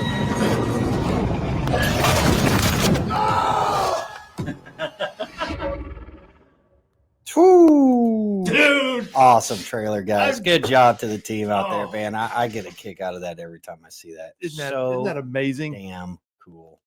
So damn cool, man. It's more than you thought it was going to be, right? A hell of a lot more. Yeah. Really quality stuff there, Dude, man. it's Just amazing. so damn cool. Great story. So damn cool. So, folks, that's going to be a wrap from us here at the Defiance Daily Show. I appreciate everybody tuning in and, just keeping your support alive and well. And you can't go without the show without mentioning the man who made this possible. That is David Thomas Roberts. That is Pops, continuing to push along here at Defiance and try to do new and great things and honor your legacy and your memory and make Mama proud. That's Mama Rose Roberts right there. So very grateful to be in this position. Very happy to do this and labor over this. A lot of fun, a lot of trial and tribulation. Nothing in life's supposed to be easy, and I like it that way. And that's how it's meant to be. Yeah. So with that being said, Mark, let's bid them adieu. Hey, stay strapped. Be aware. Come back and see us next week. You guys be careful this weekend. Yep. Take a look next Friday. We'll start again. We're here every Friday, 11 a.m. Central Standard Time. Tune in next week. We're on Facebook. We're on Rumble and X. And again, I want to emphasize, folks that have trouble viewing us on Facebook, Rumble and X, you won't have these issues. It's a little better quality too. So I do recommend if you guys start having trouble, definitely go back and look over there. But stay reliable, stay godly, and stay ready all the time. God bless you all, and thank you so much for joining us. Have a great today. day. Have a great day.